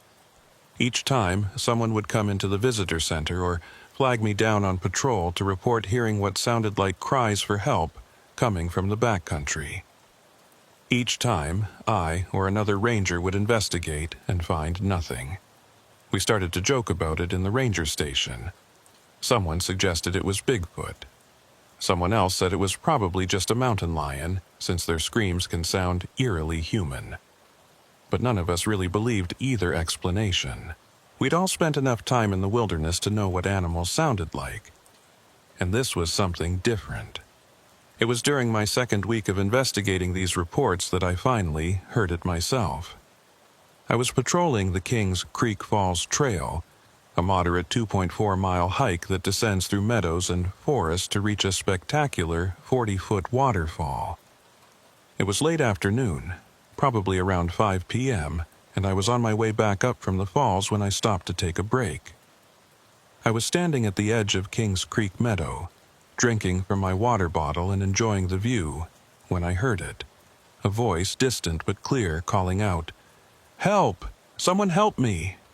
The voice was coming from the south, from the direction of the trail I'd just climbed. I immediately turned and started back down the trail, moving quickly but carefully on the steep switchbacks. "I'm coming," I shouted. "Keep calling so I can find you." I heard the voice again, and this time something made me stop. Something wasn't right. The voice was still coming from the south, from below me on the trail. But I'd just come up that trail not 5 minutes ago, and I hadn't passed anyone. More than that, I hadn't seen any side trails or places where someone could have left the main path. I stood there listening hard, trying to make sense of it. And then the voice called out again, "Help! Please! I'm lost!" And it was coming from the north, from above me, from the direction of the meadow I'd just been standing in. That's not possible, I thought. Sound can echo. Sound can bounce off terrain and seem to come from the wrong direction, but it can't completely reverse like that. If someone was calling for help from above me, I would have heard them when I was standing in the meadow 60 seconds ago. I pulled out my radio and called into dispatch. "This is Ranger Holloway at Kings Creek Meadow. I'm hearing calls for help, but the source location is unclear. Requesting backup for a potential search operation." "Copy that, Holloway. Can you describe what you're hearing?" I described the voice and the confusion about direction. As I was talking, the voice called out again, and this time it sounded like it was coming from the west, from deep in the forest off trail. "It's moving," I said into the radio, "or the sound is bouncing in a way I've never heard before. I'm going to investigate, but I need someone to start heading this way in case I need support." 10-4. "Ranger Morrison is in the area. I'm sending him your way. ETA approximately 20 minutes. I started moving toward the west, where I'd last heard the voice. The forest here was thick with the lodgepole pines, and the ground was covered in a dense mat of needles that made for quiet walking, but poor visibility. I moved carefully, constantly scanning the trees ahead of me and calling out, "Park Service, where are you? Keep making noise." The voice responded, but now it sounded like it was behind me, back on the trail I'd left. I spun around, my heart starting to pound. This wasn't natural acoustic effects. This was something else entirely. "Who's out there?" I called, and I could hear the edge in my own voice. Silence. Just the whisper of wind through the pines and the distant sound of the creek running through the meadow. I stood there for what felt like a long time, but was probably only a few minutes, listening and waiting. My hand had unconsciously moved to my radio, ready to call for help if I needed it. And then I heard it again, but this time, it wasn't calling for help. It was calling my name. "Clara," the voice said, clear as day. "Clara, help me." The voice was coming from everywhere and nowhere all at once, surrounding me. And there was something wrong with it. It was too flat, too emotionless, like someone reading off a script without understanding what the words meant. I backed away, moving toward the trail, my eyes scanning the forest. I couldn't see anyone, couldn't see any movement, but I felt watched. I felt like prey, being circled by a predator I couldn't identify. I made it back to the trail and practically ran up the switchbacks to the meadow. I was breathing hard, not from exertion but from fear, and I was furious with myself for feeling it. I was a park ranger. I was trained for emergency situations. I wasn't supposed to run away from voices in the woods. But I did, because some instinct deeper than my training was telling me that whatever was calling my name in the forest wasn't someone who needed help. It was something else. Something that had learned to mimic human speech in the same way that predators learn to mimic the distress calls of their prey. I met Ranger Morrison halfway up the trail. He was a veteran ranger, probably in his 50s, with decades of backcountry experience. "You okay?" he asked, seeing the expression on my face. "I heard it," I said. "The voice that everyone's been reporting. But Morrison, it wasn't natural. The direction kept changing, and then it started calling my name." He studied me for a moment. "Did you see anyone?" "No, nothing." "Could it have been another ranger trying to locate you?" I shook my head. "No. You're the only other ranger in this area, and you were on your way here. And besides, this didn't sound like someone trying to locate me. It sounded like someone mimicking." We spent the next hour searching the area together, but we found no one. No footprints off the trail, no signs of anyone having been in the forest, nothing to explain what I'd heard. That night, I filed a detailed report, and the next morning I was called into a meeting with the chief ranger, a man named Gerald Sutton. I'd only met him a handful of times. He was based out of the main headquarters in Mineral and didn't spend much time in the field anymore. "Tell me exactly what happened yesterday," he said, and his tone made it clear this wasn't a casual debriefing. I went through the whole thing again. The voice calling for help, the way it seemed to move, the fact that it eventually called my name. When I finished, Gerald sat back in his chair and was quiet for a long moment. "I'm going to tell you something that isn't common knowledge," he finally said. "But given what you've experienced, I think you need to hear it." What he told me over the next 30 minutes changed my entire understanding of the park I'd been working in. Gerald explained that the Park Service had been aware of acoustic anomalies in the Lassen area for years. They didn't talk about it publicly because they didn't want to alarm visitors or create a situation where people started attributing every strange sound to something supernatural. But the incidents I'd been investigating weren't new. They'd been happening on and off for at least 2 decades. "We've never been able to determine the exact cause," Gerald said. "The working theory is that it has something to do with the volcanic features. The geothermal activity creates underground chambers and vents that can channel sound in unusual ways.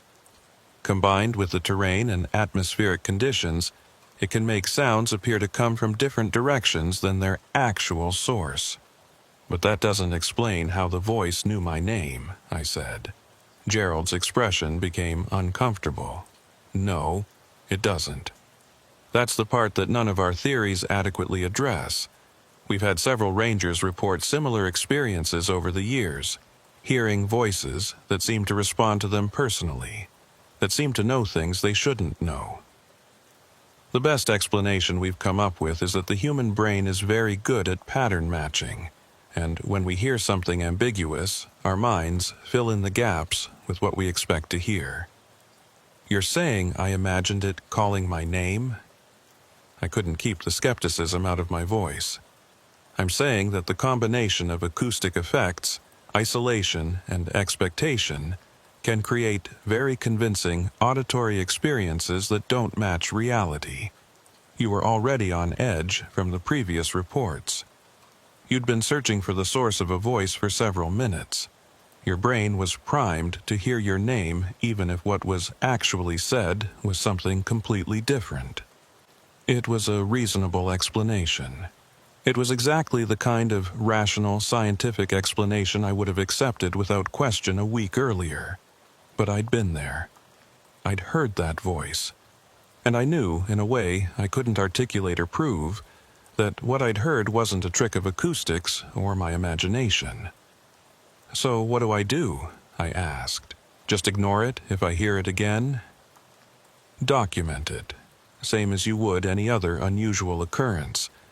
But don't go off trail chasing after it, especially if you're alone." If there really is someone in distress, they'll find their way to a trail, or they'll be reported missing and we'll organize a proper search. But I don't want you putting yourself at risk trying to locate the source of ambiguous voices. It was a reasonable policy. It was good safety protocol, but it also felt like he was telling me to ignore what I'd experienced, to convince myself it wasn't real. Over the following weeks, I tried to do exactly that. I continued my patrols. I responded to the usual ranger duties, and when I heard reports from other hikers about strange voices in the backcountry, I investigated professionally but cautiously. I never heard the voice calling my name again, and I started to think that maybe Gerald was right, that maybe I'd been so primed to hear something unusual that my brain had manufactured the experience. But then I met Rory. It was mid-October, and I was working a shift at the Kom Ya-Mani Visitor Center when a man approached the information desk. He was probably in his early 40s, with sun-weathered skin and the kind of gear that marked him as someone who spent serious time in the backcountry. He had a map spread out on the counter and was studying it intently.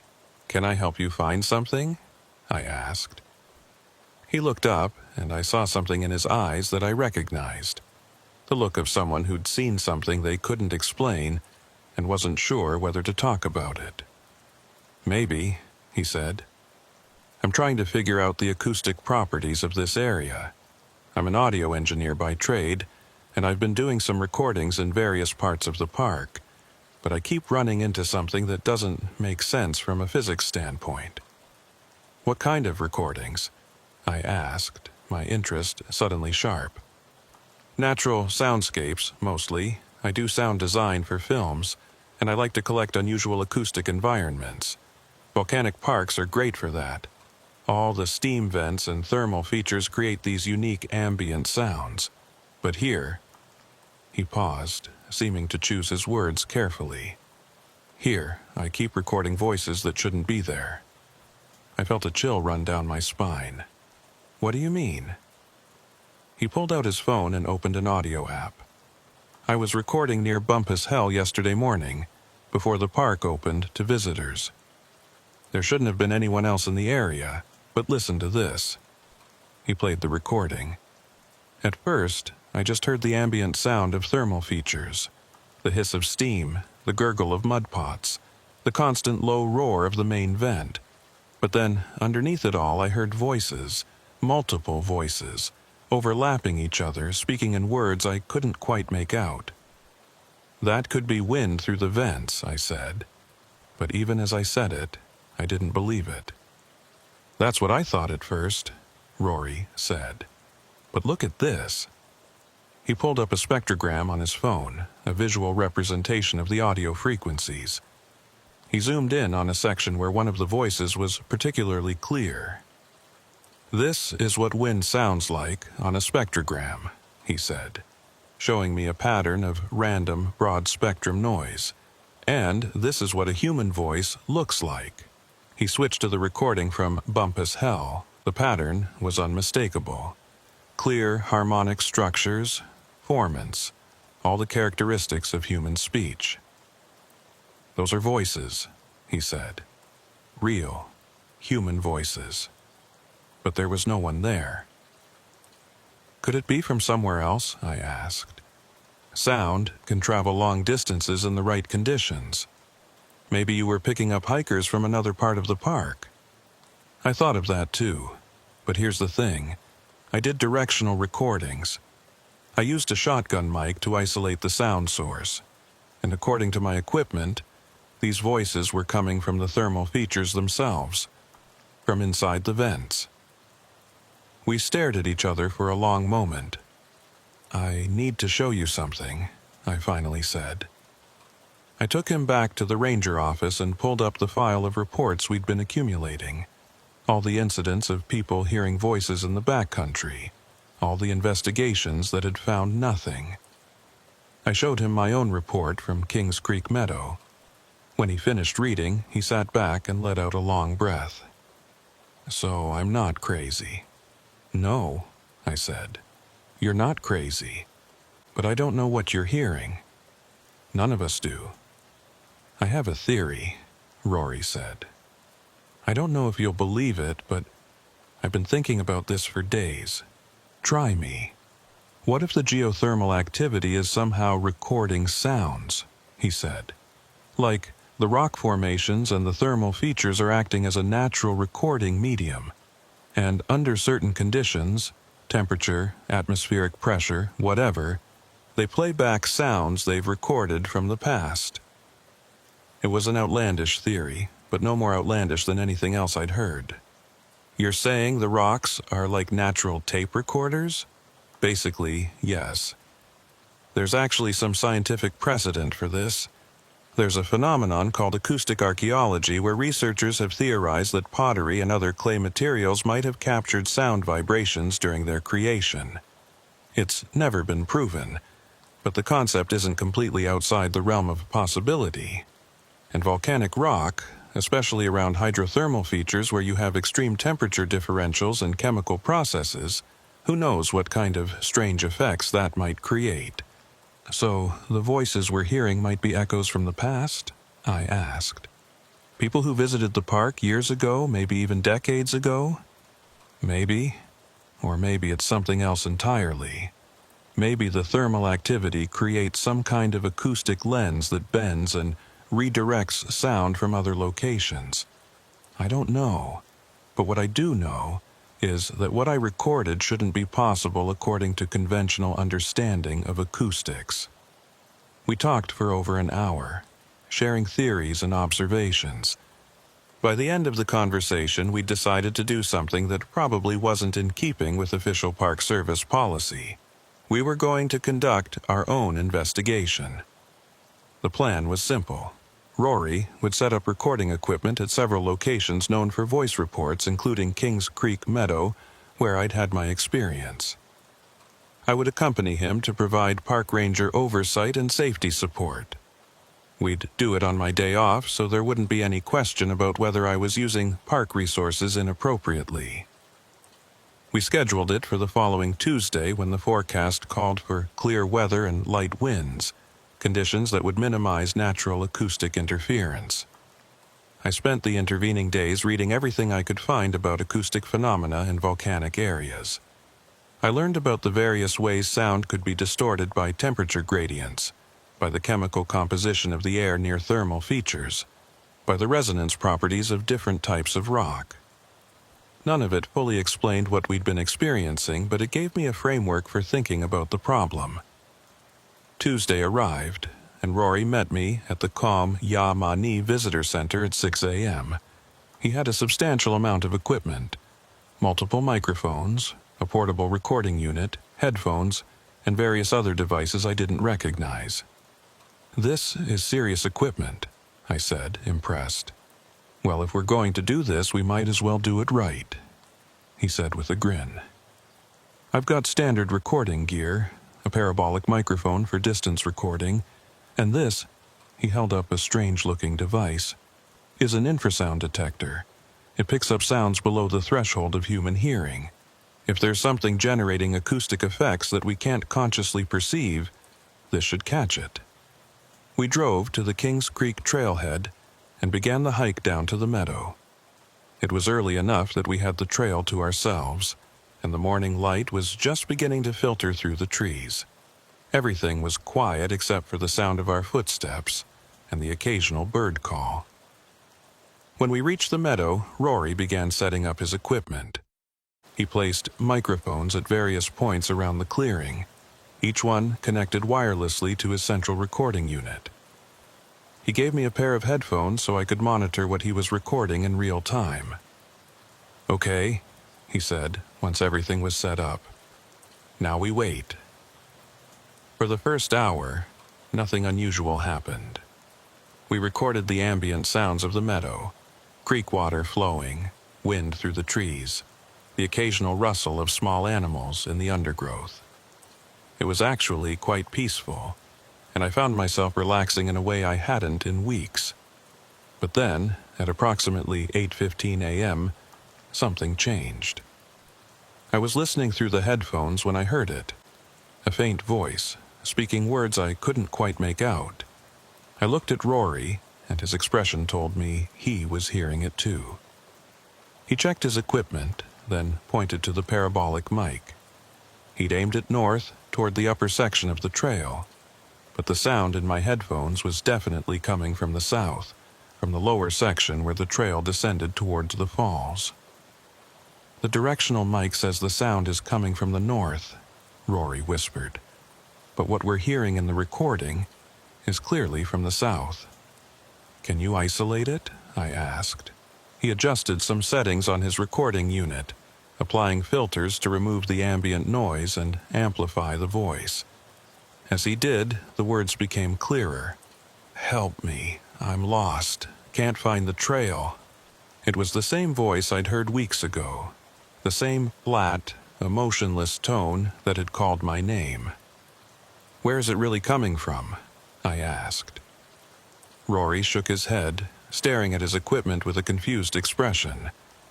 "According to the phase analysis of the different microphones, it's not coming from any single direction. It's like it's coming from everywhere at once. That's not physically possible." The voice spoke again, and this time it said something that made my blood run cold. "Clara, Rory, we see you." We both froze. The voice had used both our names. There was absolutely no way this could be a recording from the past or an echo of some previous conversation. This was happening in real time, and whatever was generating it knew who we were. "We need to go," I said, pulling off the headphones. "Wait," Rory said, his eyes fixed on the infrasound detector. "Look at this." The device was showing massive spikes in infrasound activity, frequencies well below what human ears could detect. The readings were coming in waves, pulsing rhythmically like a heartbeat. "What is that?" I asked. "I don't know, but infrasound can have psychological effects on people. It can cause feelings of unease, fear, even hallucinations. If there's a strong infrasound source in this area, it might explain why people are hearing voices. The infrasound could be affecting their brains, causing them to perceive sounds that aren't really there." It was a rational explanation, the kind that would satisfy Gerald and the park service. But I didn't believe it, because the recording equipment had captured the voice, too. It wasn't just in our heads. The voice came again, and this time it was closer, louder, more insistent. "Why are you looking for us? Why do you want to find us?" "That's it? We're leaving," I said firmly. "Pack up your equipment." Rory didn't argue. He'd gone pale, and his hands were shaking as he began disconnecting his microphones. We worked quickly, driven by a shared sense that we needed to get out of this meadow as soon as possible. As we worked, the voice continued speaking, but now it seemed to be coming from different locations in rapid succession. From the forest to our left, from the creek bed to our right, from the trail behind us. It was like being surrounded by invisible speakers, each one playing the same unsettling message. "You're afraid. We can feel your fear. It tastes like copper." That last phrase, "it tastes like copper," hit me hard. I'd never told anyone, but that's exactly how fear tastes to me, like I'm sucking on a penny. There was no way this voice could know that unless it really could, somehow, sense what I was feeling. We finished packing the equipment and started back up the trail toward the parking area. Neither of us spoke. We just moved as quickly as we could without actually running. The voice followed us. It called out from behind trees, from ravines beside the trail, always just out of sight but close enough that we could hear it clearly. And the things it said became increasingly disturbing. It described what we were wearing. It knew what I'd had for breakfast. It mentioned a scar on Rory's left arm that was normally covered by his shirt. The more it spoke, the more apparent it became that this wasn't some natural phenomenon or acoustic trick. This was something that was watching us, observing us, and taking pleasure in our fear. We made it back to the parking area, threw Rory's equipment in his truck, and drove away from the trailhead. We didn't speak until we were back on the main park road, miles away from Kings Creek. "What the hell was that?" Rory finally asked, his voice shaky. "I don't know," I said. "But I don't think it's what Gerald thinks it is. I don't think it's about geothermal activity or acoustic anomalies. I think there's something in those areas, something that uses sound the way we use sight. And I think it was toying with us." We drove back to the visitor center in silence. When we arrived, Rory immediately began downloading his recordings onto his laptop. We sat in his truck, listening to the audio through his speakers, and what we heard confirmed our worst fears. The recordings had captured everything: the voice, the things it said, even the infrasound pulses that seemed to accompany each time it spoke. But more than that, when Rory ran the audio through his analysis software, he discovered something that shouldn't have been possible. "Look at this," he said, pointing to the screen. "This is the frequency spectrum of the voice. See these patterns here? These are formants, the specific frequency ranges that characterize human speech. Every person has a unique formant pattern, like a vocal fingerprint." "Okay," I said, not sure where he was going with this. "Now look at this section, where the voice is talking to you specifically." He pulled up a different section of the recording. "And compare it to this section, where it's talking to me." I saw it immediately. The formant patterns were different. The voice that addressed me had one set of characteristics, and the voice that addressed Rory had another set. "It's using different voices for each of us," I said slowly. "Why would it do that?" "I think—" Rory paused, his expression troubled. "I think it's mimicking people we know. The voice that talked to you, do you recognize it?" I listened again, really focusing this time, and my stomach dropped. The voice that had called my name, that had spoken directly to me, sounded like my younger sister. Not exactly like her. It was subtly wrong, like a voice synthesizer trying to reproduce someone it had only heard once, but close enough that now that Rory had pointed it out, I couldn't unhear it. "Oh, God," I whispered. "Mine sounds like my ex-wife," Rory said quietly. "I haven't seen her in 5 years, but that's definitely her speech pattern, her intonation. Whatever this thing is, it's not just mimicking human voices. It's somehow accessing our memories and using them against us." We sat there in the truck, the implications of what we'd discovered slowly sinking in. This wasn't a natural phenomenon. This was something intelligent, something predatory, something that had learned to weaponize sound and memory to create fear in its targets. "We need to show this to someone," I said. "Someone with more resources, more expertise. This is way beyond park ranger jurisdiction." "Who would we even contact?" Rory asked. "What agency handles whatever this is?" It was a good question, and I didn't have an answer. The Park Service was equipped to handle wildlife, natural disasters, and human emergencies. They weren't equipped to handle something that defied conventional understanding of reality. "Let me talk to Gerald again," I said. "Maybe if I show him these recordings, if he hears what we heard, he'll take it more seriously." We made copies of all the recordings, and I scheduled a meeting with Gerald for the following morning. But that night, lying in my cabin and replaying the day's events in my mind, I started to question whether showing these recordings to anyone was a good idea. Because the more I thought about it, the more I realized that whatever was in that meadow, whatever was generating those voices, had been remarkably strategic about how it operated. It only manifested in remote areas, when few witnesses were present. It mimicked human distress calls to lure people off trail, into places where they'd be isolated and vulnerable. And it seemed to feed on fear, to grow stronger or more active when its targets were frightened. What would happen if word got out about this? if researchers came flooding into the park to study it, if curiosity seekers and paranormal investigators started deliberately seeking it out? I thought about Miles Brennan, the hiker who'd disappeared near Terminal Geyser. I thought about all the other missing person cases in volcanic parks that the Park Service couldn't fully explain. What if those people hadn't fallen into thermal features or gotten lost in the wilderness? What if something had called to them, using voices they trusted, and led them somewhere they couldn't return from? I didn't sleep that night. The next morning, I met with Gerald and played him the recordings. I watched his face as he listened, expecting to see shock or disbelief or concern. Instead, his expression barely changed.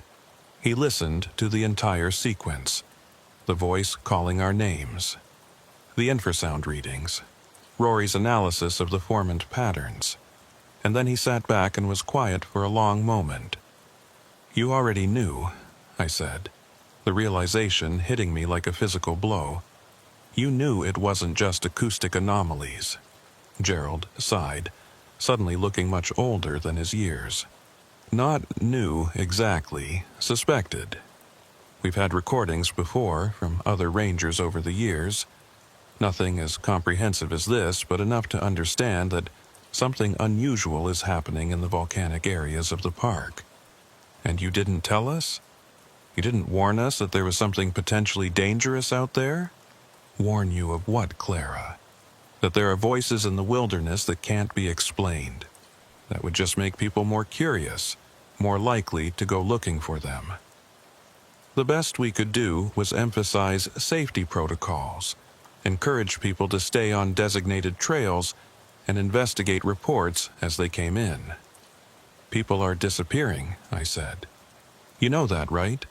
Miles Brennan, and how many others over the years? And you're content to just document it and move on?" Gerald's expression hardened. "What would you have me do? Close the park? Based on what evidence? Strange voices that might be natural phenomena we don't understand yet. The Park Service has a mandate to balance public access with safety. We can't shut down entire sections of a national park because some rangers had unsettling experiences." "This is more than an unsettling experience," I said, gesturing at the laptop with the recordings. "This is evidence of something intelligent and hostile operating in the park. Something that lures people into remote areas by mimicking voices they trust." "You're making assumptions," Gerald said. "Yes, the recordings are strange. Yes, there's something happening that we don't fully understand. But you're jumping to conclusions about intent and intelligence. For all we know, this could be some kind of rare atmospheric phenomenon, or a side effect of the geothermal activity, or—" "It called us by name," I interrupted. "It described things it couldn't possibly know unless it was watching us. That's not an atmospheric phenomenon. That's something aware and calculating." We argued for another 20 minutes, but I could tell I wasn't going to convince him. Gerald had spent his entire career in the Park Service, and his entire worldview was built on rational, scientific explanations. Accepting what I was telling him would require him to fundamentally question everything he thought he knew about how the natural world worked. Finally, I left his office, taking the laptop with me. I drove back to my cabin and sat there trying to figure out what to do next. I could go public with the recordings, contact news media or researchers outside the Park Service. But what good would that do? At best, I'd be branded as a crackpot. At worst, I'd create exactly the situation Gerald was worried about. Crowds of people flooding into the park's remote areas, looking for the phenomenon, putting themselves at risk. I was still mulling over my options when my phone rang. It was Rory. "Clara, something's happened," he said, and I could hear the tension in his voice. "I need you to come to my hotel room, now." He was staying at a small lodge just outside the park boundaries. I drove there immediately, and when he opened the door, I could see he hadn't slept. His eyes were bloodshot, and there were coffee cups scattered around the room. "I've been analyzing the recordings," he said, pulling me inside. "Going through every second of audio, running different filters and analyses, and I found something. Something I wish I hadn't found." He pulled up an audio file on his laptop. "This is from just before we left the meadow, when the voice was getting more aggressive. I ran it through a spectral analysis, and I found this." He played a section of audio, but it sounded like nothing. Just white noise, static. "I don't hear anything, I said. "Exactly, but look at the spectrogram." He showed me the visual representation, and there, hidden in what sounded like random noise, was a pattern. It was regular, repeating, almost like language. "What am I looking at?" I asked. "I think it's some kind of communication," Rory said. "But not in the audible range. It's using frequencies and patterns that human ears can't process. I only found it because I was looking for it." He pulled up another analysis window. "I ran it through some signal processing software, the kind used for decoding data transmissions, and I got this."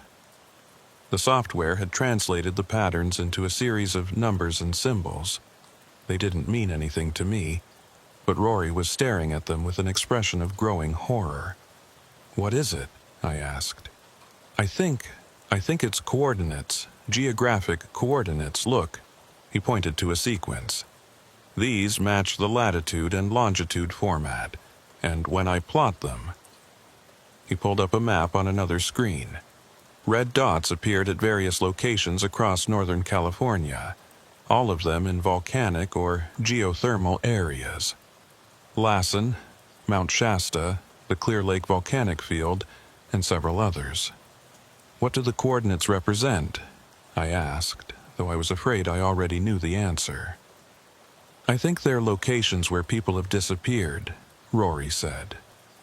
"I've been cross-referencing them with missing person databases, and almost every coordinate corresponds to a place where someone vanished without a trace in the past 20 years. We stared at the map, the implications slowly sinking in. Whatever was generating these voices, it wasn't isolated to Lassen. It was part of something larger, a network of... what? Entities? Phenomena? Something that spanned multiple volcanic sites across the region. "There's more," Rory said, his voice barely above a whisper. "I found one more set of coordinates embedded in the signal. They're different from the others. The pattern repeats more frequently, with higher intensity. I think it's marking a location that's particularly significant." He zoomed in on the map. The coordinates pointed to a remote area of Lassen, on the eastern boundary of the park, in a region called the Warner Valley. "That's near Terminal Geyser," I said. "That's where Miles Brennan disappeared. I think we need to go there," Rory said. "Absolutely not," I responded immediately. "We have no idea what we'd be walking into. If this thing really is intelligent and hostile, going to what might be its primary location would be suicide." "But what if there are answers there?" Rory argued. "What if we could find out what happened to all those people? What if there's a way to stop this? Or what if we just become the next coordinates on that map?" I shot back. "Rory, we're not equipped for this. We're a park ranger and an audio engineer. We need to bring in people with more expertise, more resources." "Who?" Rory asked, and it was the same question I'd asked myself. "The Park Service won't do anything. The police won't investigate something this far outside their understanding. Who has the expertise and authority to deal with something like this?" I didn't have an answer. We sat in his hotel room for hours, debating our options, running through scenario after scenario. By evening, we'd reached a compromise. We wouldn't go to Terminal Geyser, not yet. But we would do more research, try to understand the pattern, see if we could find any historical records or indigenous knowledge that might shed light on what we were dealing with. Over the next week, I threw myself into research. I contacted local historical societies, reached out to anthropologists who studied the indigenous peoples of Northern California, and spent hours in library archives looking for any accounts that might relate to what we'd experienced. What I found was both illuminating and terrifying. The Otsugewi and Yana people, who had lived in the Lassen area for thousands of years before European contact, had multiple legends about spirits that lived in the volcanic regions. But these weren't benevolent nature spirits or ancestor ghosts. They were described as deceiver spirits, entities that would lure people away from safe paths by mimicking the voices of loved ones. One account I found, transcribed by an anthropologist in the 1920s, was particularly chilling. The steam speakers live in the hot earth wounds where the mountain bleeds. They have no bodies, only voices. They learn your voice by listening, and they learn your heart by watching. When they call to you in the voice of one you love, you must cover your ears and sing loud songs. If you listen, if you answer, if you follow, they will lead you to the earth wound, and you will fall through into the below place where the steam speakers feed. The earth wounds clearly referred to the hydrothermal features, the fumaroles, hot springs, and steam vents that dotted the volcanic landscape. And the below place might be a mythological concept, or it might be something real, some underground chamber or cavern system connected to the thermal features. But the most disturbing part was the last phrase, where the steam speakers feed. It suggested that these entities weren't just mimicking voices for the sake of it. They had a purpose, a need, and that need involved luring people to specific locations. I shared my findings with Rory, and together we tried to piece together a theory that made sense. What we came up with was disturbing but internally consistent. We theorized that the geothermal activity in volcanic regions created conditions that allowed something, entities, consciousness, we didn't have a good word for it, to exist in a state that was neither fully physical nor fully incorporeal. These entities were somehow tied to the thermal features, perhaps drawing energy from the geothermal heat or the chemical processes occurring underground.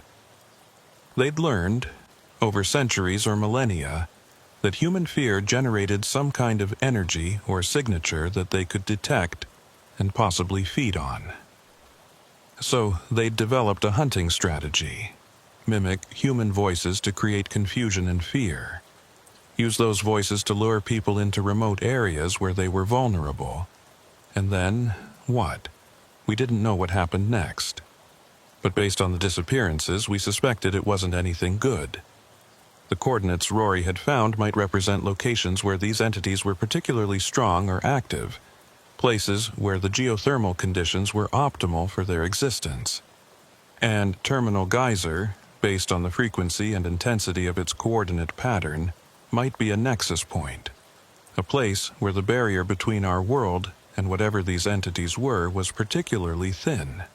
It was a theory built on speculation, indigenous mythology, and circumstantial evidence. But it was the best explanation we had for what we'd experienced and what the recordings had captured. The question now was, what did we do with this information? I'd reached a point where I couldn't ignore what I knew. People were at risk. Hikers ventured into these remote areas every day, and if our theory was correct, they were potentially walking into hunting grounds for entities they couldn't see, couldn't fight, and couldn't escape from. I made a decision. I would document everything, the recordings, the research, the theory, and I would submit it through official Park Service channels.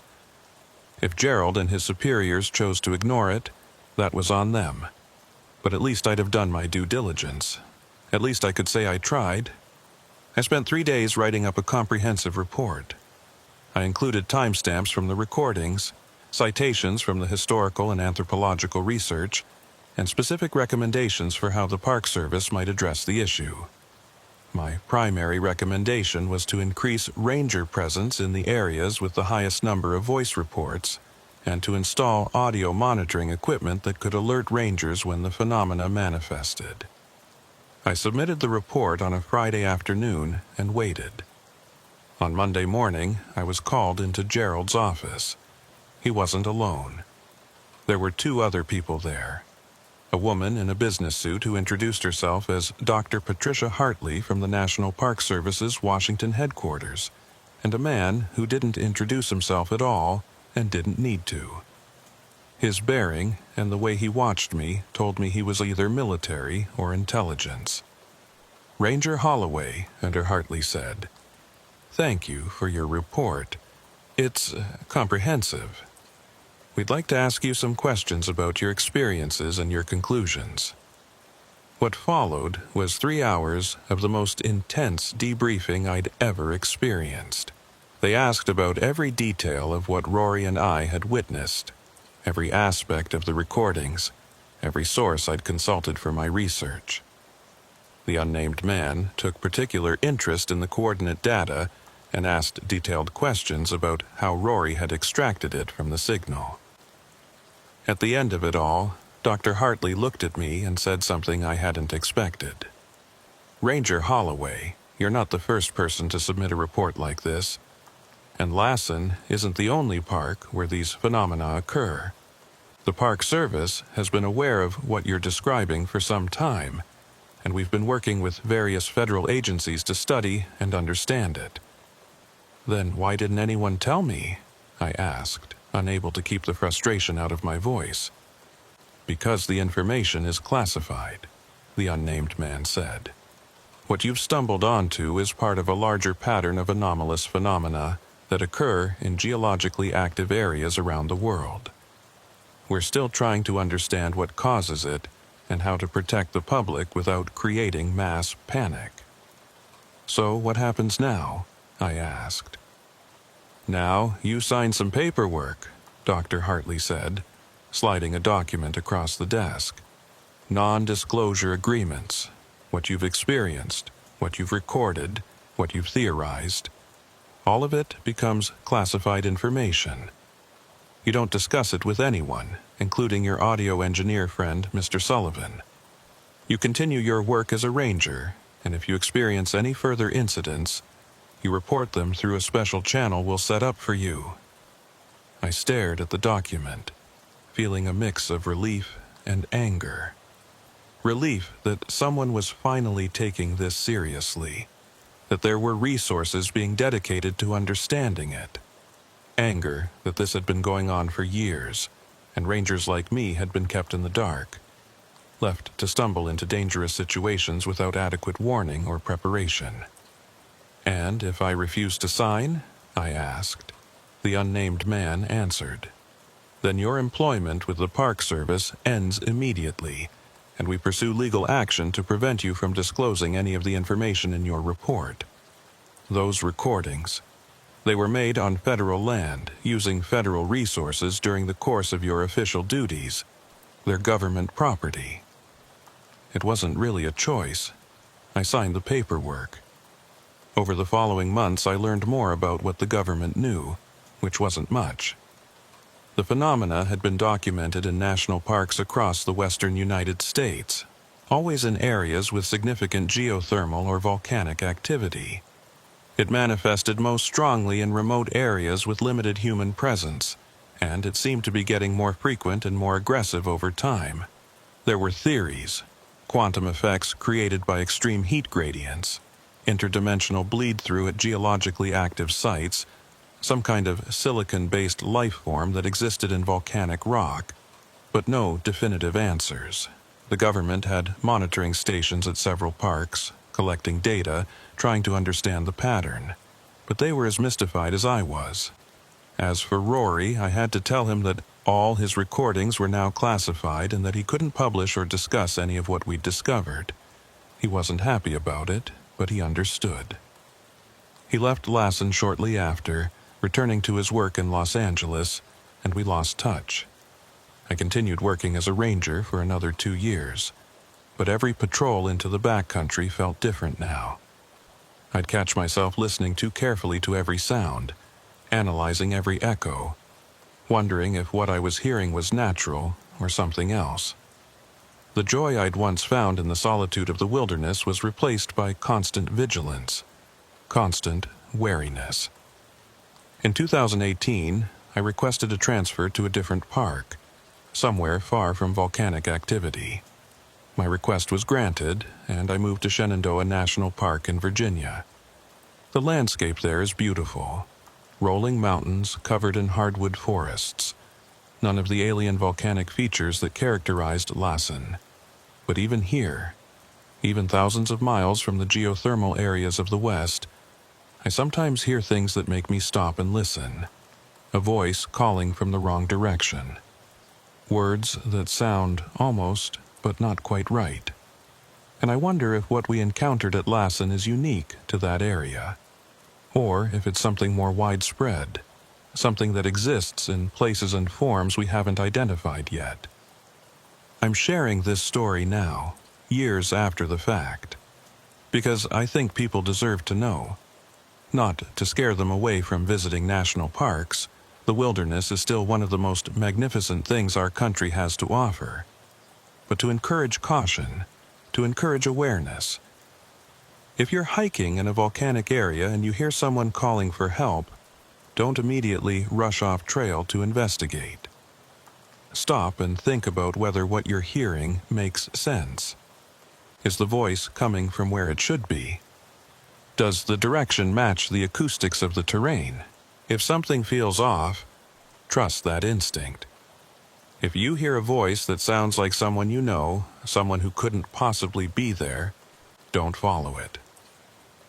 No matter how convincing it sounds, no matter how much it pulls at your emotions, recognize it for what it is.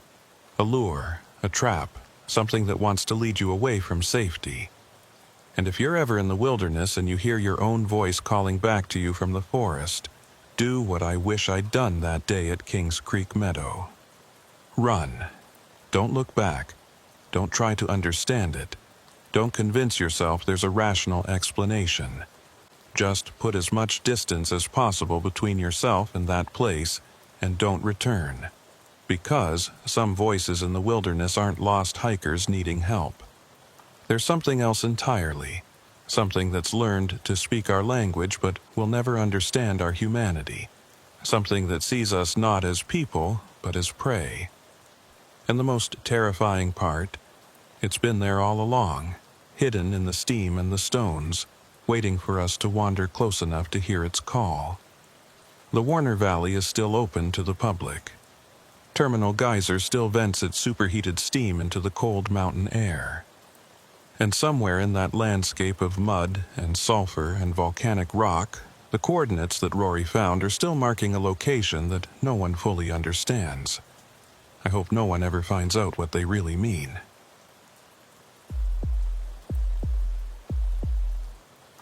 My name is Ivy, and I worked as a backcountry ranger at Lassen Volcanic National Park for 4 years, between 2017 and 2021. I'm writing this from my new job at a state park in Ohio, about as far from volcanic activity as you can get in this country. I left California not because I didn't love the work, but because after what happened during the fall of 2019, I couldn't trust the landscape anymore. And when the very ground beneath your feet becomes unreliable, when trails you've walked 100 times suddenly lead somewhere they shouldn't, it's time to find a different line of work. I grew up in Sacramento, close enough to the Sierra Nevada that weekend camping trips were a regular part of my childhood. My parents were both teachers, and they loved using the outdoors as an extended classroom. By the time I was 12, I could identify most of the trees and wildflowers in Northern California. I knew how to read topographical maps, and I could navigate by compass and landmarks. The wilderness felt like home to me in a way that cities never did. After getting my degree in environmental science from UC Davis, I spent a couple years working seasonal jobs, trail crew in the summer, ski patrol in the winter. But I wanted something permanent. Something where I could really make a difference in conservation and wilderness management. The Park Service offered exactly that, and when a position opened up at Lassen in 2017, I jumped at it. Lassen Volcanic National Park is one of the least visited parks in California, which means it's also one of the most pristine. You can hike for hours without seeing another person, camp in valleys where the only sounds are wind and wildlife, and watch sunsets over landscapes that look like they belong on another planet. The volcanic features, the steaming fumaroles, the boiling mud pots, the hot springs, create an environment that feels both beautiful and vaguely threatening. Like you're walking across a thin crust with something powerful and dangerous lurking just beneath. I loved it there. For the first 2 years, everything was exactly what I'd hoped for. I spent my days patrolling trails, helping lost hikers, monitoring wildlife, and educating visitors about the unique geology of the area. I got to know every trail system in the park, every landmark, every shortcut and alternate route. I prided myself on my navigational skills and my intimate knowledge of the landscape. That confidence would prove to be dangerous. It was late September of 2019 when I first noticed something was wrong. The summer crowds had died down, the weather was turning cooler, and I was conducting routine trail maintenance in the Juniper Lake area on the eastern side of the park. This section is particularly remote. You need a 4-wheel drive vehicle just to reach the trailhead, and once you're there, the trails wind through dense forest and around volcanic formations for miles without any developed facilities. I was working alone that day, which was standard procedure for routine maintenance. My job was to clear fallen branches, check trail markers, and document any erosion or damage that might need more extensive repair work later. I'd done this particular route, the Horseshoe Lake Loop, at least a dozen times before. It's a moderate 6-mile circuit that takes you past several small lakes and through some beautiful old-growth forest. I started the hike around 9 in the morning, carrying my maintenance pack with basic tools, flagging tape, and a GPS unit. The first 3 miles went smoothly. I cleared a few branches, repositioned some trail markers that had been knocked askew, and made notes about a section where erosion was starting to undercut the path. Around noon, I stopped for lunch at Horseshoe Lake itself. It's a beautiful spot, a clear, alpine lake surrounded by hemlocks and firs, with views of Crater Peak in the distance. I sat on a fallen log, ate my sandwich, and reviewed my mental map of the return route. I had maybe 3 more miles to go, and I figured I'd be back at my truck by 3 at the latest. That's when I noticed the trail marker across the lake looked wrong. Trail markers in the national parks are pretty standardized. Wooden posts with carved arrows or metal plaques indicating direction and sometimes distance. The marker I was looking at was one I'd personally checked and repositioned just 6 months earlier. It should have been pointing north, indicating the direction of the trail continuation. But from where I sat, it appeared to be pointing east, toward an area that was off-trail and thick with undergrowth. I figured it had been knocked loose by an animal or a particularly strong wind. It happens sometimes. I made a note to fix it after lunch and continued eating, but then I noticed another marker, this one closer to my position. It was also pointing in the wrong direction, not just slightly off, but a full 90 degrees from where it should be pointing. I stood up and walked over to examine it more closely. The marker was solidly planted in the ground, no signs of being disturbed or knocked loose. It looked exactly as it should, except for the direction it indicated. I pulled out my compass to double-check my bearings, thinking maybe I was disoriented from the hike. No, my compass confirmed what I thought. I was on the north shore of Horseshoe Lake, and the trail should continue north-northwest from this point. But the marker was pointing due east. I spent the next 20 minutes walking around the lake, checking every trail marker I could find. Every single one of them was pointing in the wrong direction. Not randomly wrong. They all seemed to be rotated exactly 90 degrees clockwise from where they should be. It was bizarre, but I had a rational explanation. Someone must have come through recently, maybe other maintenance crew, maybe even a confused hiker, and accidentally or deliberately turned the markers. It was irresponsible and potentially dangerous, but it could be fixed.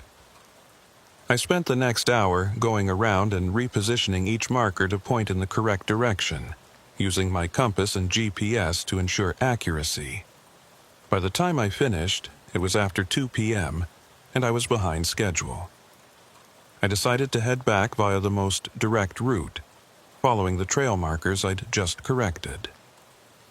The path led north from the lake, climbing gradually through forest before eventually looping back west toward the trailhead. I walked for about 30 minutes, checking my GPS periodically to confirm I was on the right track. Everything seemed fine. The trail was where it should be. The landmarks matched my memory, and my GPS showed me making steady progress toward the trailhead. Then I came around a bend and saw Horseshoe Lake in front of me. I stopped, confused. That wasn't possible. I'd just left the lake half an hour ago, heading north. There was no loop in the trail that would bring me back to the same spot. I checked my GPS, and it confirmed what my eyes were seeing. I was back at the north shore of Horseshoe Lake, at almost the exact same spot where I'd eaten lunch.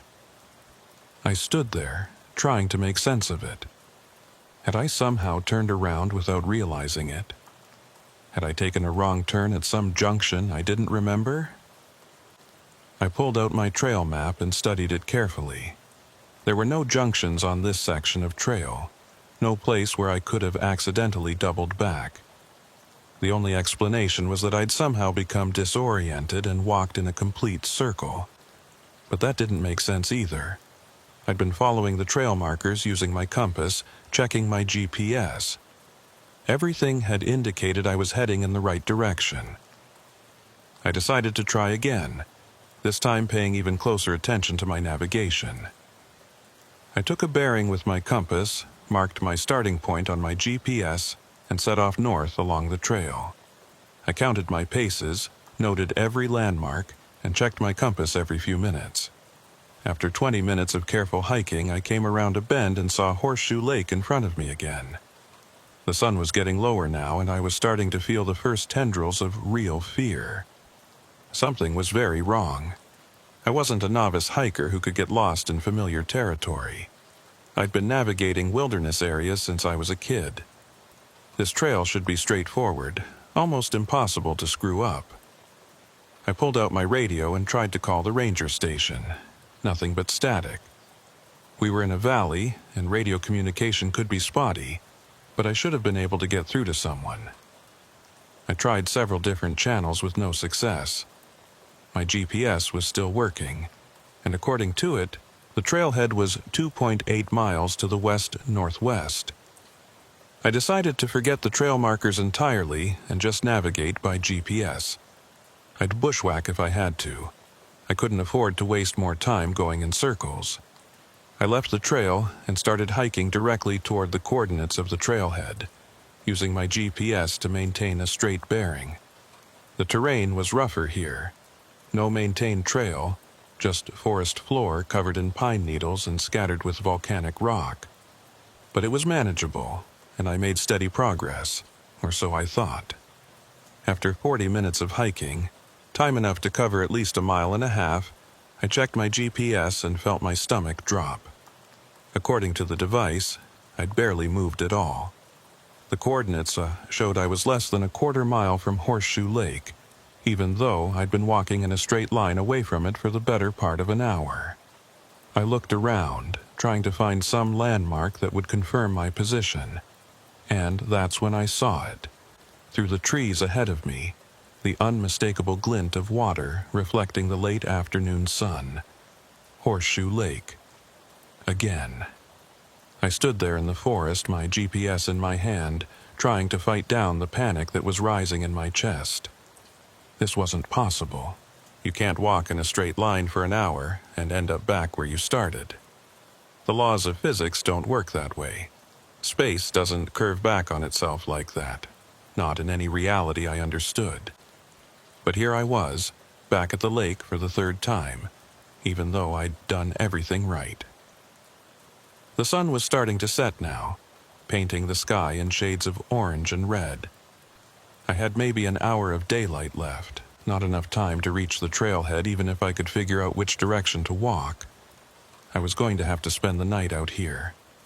I had emergency supplies in my pack, a bivy sack, fire starting equipment, food, and water. I knew how to camp safely, but the thought of spending the night in a place where the basic rules of navigation seemed to have broken down filled me with dread. I set up camp on the shore of the lake, in a spot with good visibility and close to the trail. I built a small fire, more for psychological comfort than warmth, and tried the radio again. Still nothing but static. As darkness fell, I sat by my fire and tried to make sense of what had happened. Could there be something wrong with my GPS? Could the volcanic features in the area be creating some kind of magnetic anomaly that was affecting both my compass and the GPS satellites?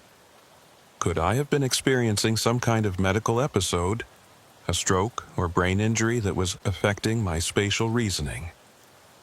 None of those explanations felt right. My GPS had been working fine all day until I started trying to leave the area. My compass readings had been consistent with each other and with the landscape features I could see. And I felt fine physically. No dizziness, no confusion, no symptoms of anything medical. Which left me with the impossible conclusion that something about this place, this specific area around Horseshoe Lake, was somehow preventing me from leaving. I fed another branch into my fire and tried to think rationally. Tomorrow morning, I'd try again. Maybe whatever was causing this effect would be different during the day. Maybe it was related to some geothermal activity that varied with temperature. Maybe there was a reasonable explanation that just wasn't occurring to me because I was tired and scared. I must have dozed off at some point because I woke with a start to find the fire had burned down to embers. The moon had risen nearly full, casting everything in silver light. And standing at the edge of my firelight was a person. "Hello?" I called out, my hand instinctively moving to the canister of bear spray on my belt. The figure didn't respond. It just stood there, silhouetted against the moonlit lake. After a moment, it turned and walked away, disappearing into the forest. "Hey, wait," I called, scrambling to my feet. "Are you okay? Do you need help?" No response. I grabbed my flashlight and followed, moving quickly through the trees. Maybe this was another hiker. Maybe someone who was also having trouble navigating out of this area. Maybe we could help each other. But when I reached the spot where I'd seen the figure disappear, there was no one there. No footprints in the soft soil, no sound of movement through the undergrowth, nothing to indicate anyone had passed this way. I stood there, my flashlight beam cutting through the darkness, and felt the hair on the back of my neck stand up. Something was very wrong with this place. It wasn't just the navigation problems. There was something actively strange happening here. Something that went beyond my ability to explain or understand.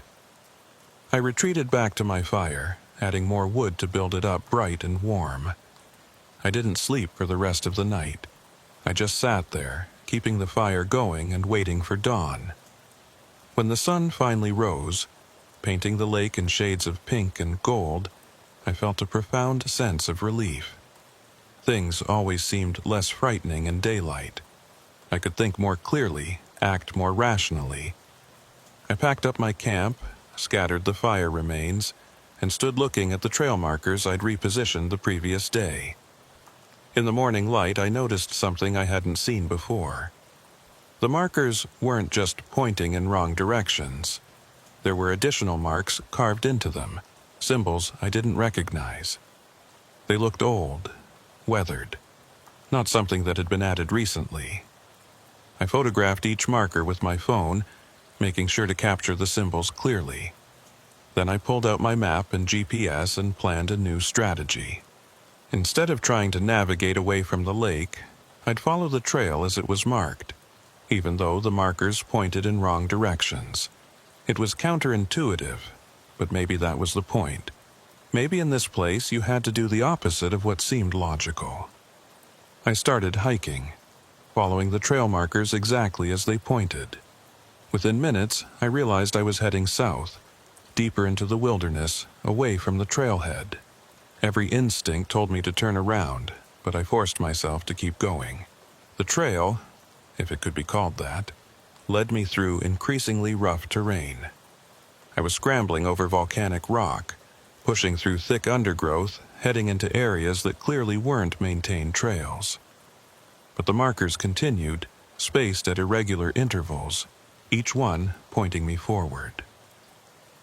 After an hour of difficult hiking, I came to a clearing I'd never seen before. In the center was a ring of stones, and inside that ring, the ground was discolored. Not the typical reddish-brown of volcanic soil, but a pale gray, almost white. Steam rose from several small vents, and the air smelled strongly of sulfur. I approached cautiously, staying outside the ring of stones. This looked like a hydrothermal feature, the kind that could be dangerous if you got too close. But there was something else here, too. More of those strange symbols, carved into the stones that formed the ring. I was photographing the symbols when I heard a voice behind me. I wouldn't get any closer if I were you. I spun around to find a man standing at the edge of the clearing. He was probably in his late 30s, wearing hiking clothes that had seen better days and carrying a pack that looked like it had been through hell. His face was sunburned and weathered, and his eyes had the wild look of someone who'd been through something traumatic. "Who are you?" I asked, my hand once again moving to my bear spray. "Jonah," he said. "Jonah Price. And you're the first person I've seen in 3 days who I'm not convinced is a hallucination." 3 days? Where's your group? Are you lost? He laughed, but there was no humor in it. Lost doesn't begin to cover it. I came out here 5 days ago for a solo backpacking trip. I've been trying to get back to the trailhead ever since, and I keep ending up in places that shouldn't exist according to my maps. Places like this. "Horseshoe Lake," I said. "Have you been there?" His eyes widened. "You too? You keep ending up back there no matter which way you walk?" I nodded, feeling a mix of relief and terror. Relief that I wasn't alone in this, that I wasn't losing my mind. Terror because if it was happening to both of us, that meant it was real. It was something about this place, and we might both be in serious danger. "I'm a park ranger," I said. "Ivy Callahan. I came out yesterday for routine trail maintenance and got stuck in some kind of loop around the lake. My GPS and compass both say I'm walking away from it, but I keep ending up back there." "Same," Jonah said. "Except my GPS has started doing something even weirder. Look." He pulled out his GPS unit and showed me the screen. The device was showing our current location, which appeared to be about 3 miles southeast of Horseshoe Lake. But as I watched, the coordinates began to change, shifting steadily, pulling us back toward the lake even though we were standing still. "It's been doing that since yesterday," Jonah said. "No matter where I go, the GPS eventually decides I'm back at the lake. And when I try to use it to navigate out, it leads me in circles or brings me to places like this." He gestured at the clearing with its ring of stones and steaming vents. "Have you seen the trail markers?" I asked. "The ones with the strange symbols?" "Yeah, I've been following them. I figured they were left by other hikers, maybe people who'd found a way out, but they just lead deeper into the wilderness, to places that aren't on any map." We compared our experiences and the pattern became clear. Both of us had tried multiple times to navigate away from this area using different methods. Compasses, GPS, dead reckoning, following trails, bushwhacking. And both of us kept either ending up back at Horseshoe Lake or being led to these strange clearings with the steaming vents and carved stones. "There's something else," Jonah said quietly. "At night, I've been seeing things. People who aren't really there. Or maybe they're real, I don't know anymore. They walk through the forest and they never make any sound, and if you try to follow them, they just disappear." "I saw someone last night," I admitted, "by my fire. They walked away, and when I followed, they were gone. No tracks, no sound, nothing." We stood there in the clearing, two rational people with wilderness experience and navigational training, forced to confront the reality that we were trapped in a place where the normal rules didn't apply. "We need to work together," I said finally. "Two people have better odds than one. We'll share supplies, coordinate our navigation, and keep trying to find a way out." Jonah nodded gratefully. "I've been running low on food, and honestly, I was starting to lose hope. Thought I'd be stuck out here until I starved or walked into one of those thermal vents." We inventoried our supplies. Between the two of us, we had enough food and water for maybe 3 more days if we rationed carefully. We had 2 GPS units, 2 compasses, maps, emergency gear, and my radio, though it still wasn't picking up any signal. "Okay," I said, pulling out my map and spreading it on the ground. "Let's mark every location we can remember encountering. Maybe we can find a pattern, figure out the boundaries of whatever this effect is." Over the next hour, we marked the map with every location Jonah had been to and every place I'd tried to navigate to. When we were done, a pattern did emerge, but it wasn't what I expected. All of our marked locations, every place where we'd ended up, every clearing with carved stones, every return to Horseshoe Lake, fell within a roughly circular area about 5 miles in diameter. And at the center of that circle, according to the coordinates, was something labeled on the map simply as Thermal Basin, Restricted Area. "I've never been to that location," I said. "In 4 years working here, I've never even heard of it being mentioned." "Neither had I," Jonah said. "But look, every one of these weird clearings with the carved stones, they're all positioned at regular intervals around the circumference of the circle. Like they're marking something." "Marking or guarding," I said, remembering the indigenous legends I'd read about spirits and boundary markers. What if this is intentional? What if someone or something created this effect to keep people away from the center? Or to keep something in, Jonah suggested quietly. We looked at each other, and I could see my own fear reflected in his eyes. We were thinking the same thing. If we wanted out of this trap, we might have to go to the one place that everything seemed designed to keep us away from, the center of the circle, the restricted thermal basin. "We could wait for rescue," I said, though I didn't believe it even as I said it. "Eventually, when I don't report back, they'll send people looking for me. And they'll get caught in the same trap," Jonah pointed out. "Or they'll search the areas where you're supposed to be and never find you because you're stuck in this pocket of impossible geography." He was right. We'd both been trying for days to escape through conventional means, and it had gotten us nowhere. Maybe the only way out was directly through the thing we were being kept away from. "Okay," I said, making the decision. "We head for the thermal basin, but we go prepared. We mark our route, we stay in constant communication, and at the first sign of danger, we retreat." "Retreat to where?" Jonah asked with dark humor. "Back to Horseshoe Lake for the 10th time?" He had a point. We gathered our gear and started hiking toward the center of the circle. I took a bearing with my compass and we set off, both of us checking our GPS units every few minutes and marking trees with my flagging tape so we could track whether we were actually moving in a straight line.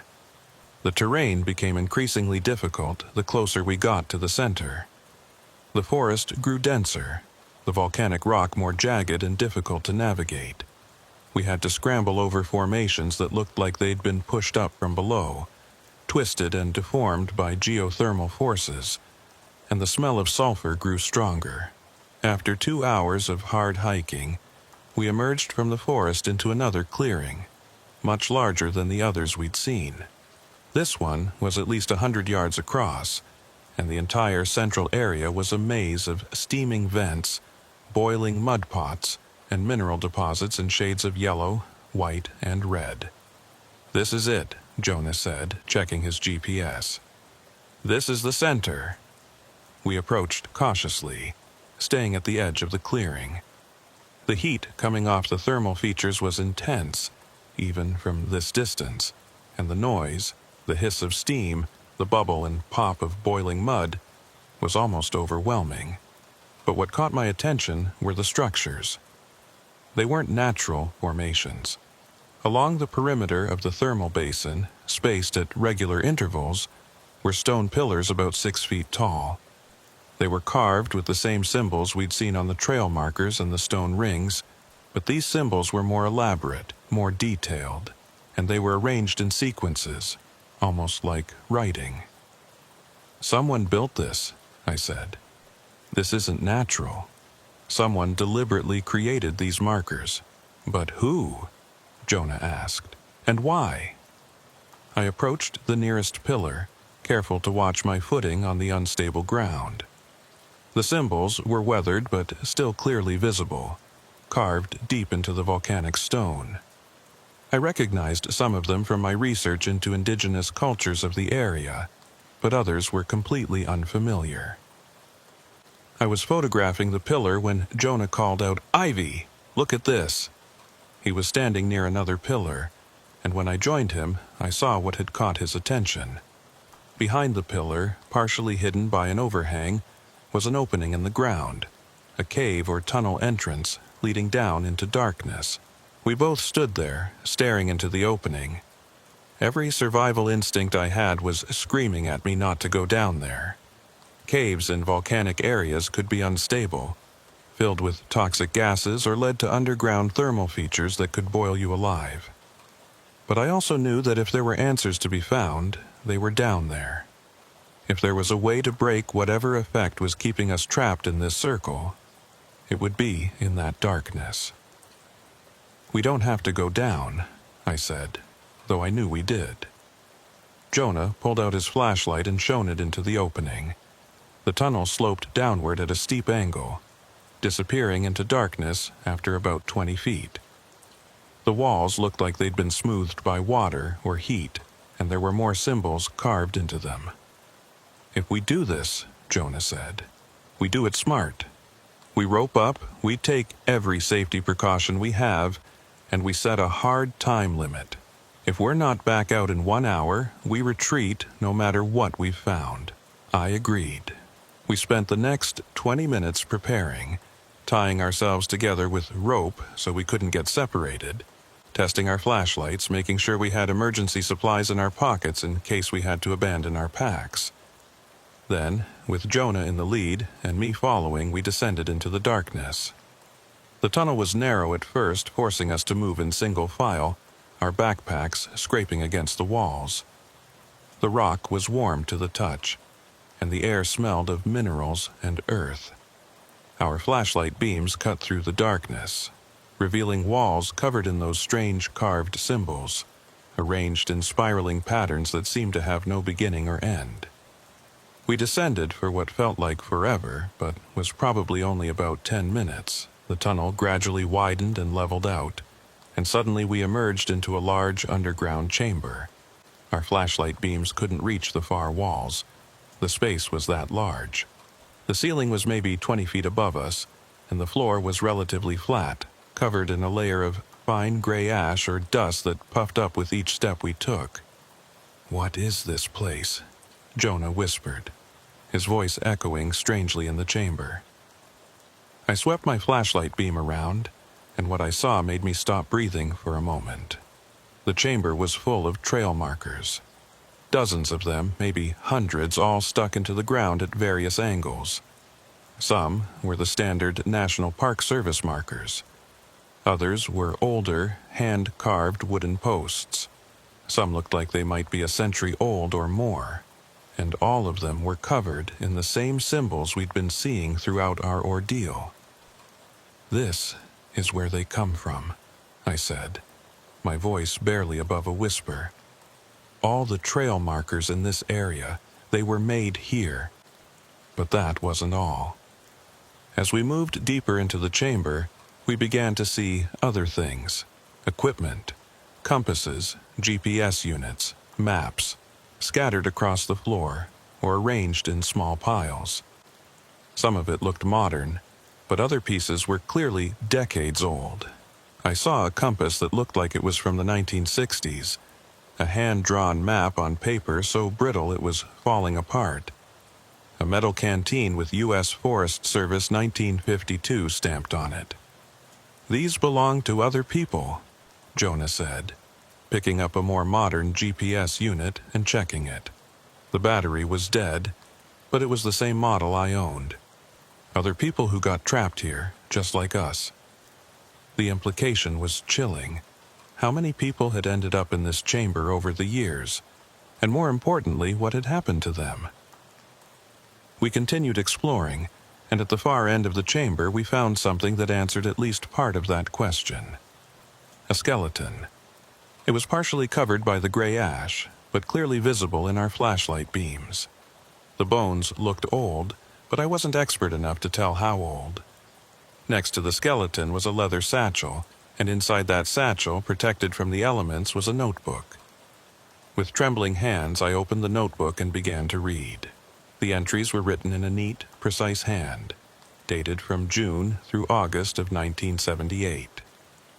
The writer's name was Michael Porter, and he'd been a graduate student in geology, studying the volcanic features of the Lassen area for his thesis.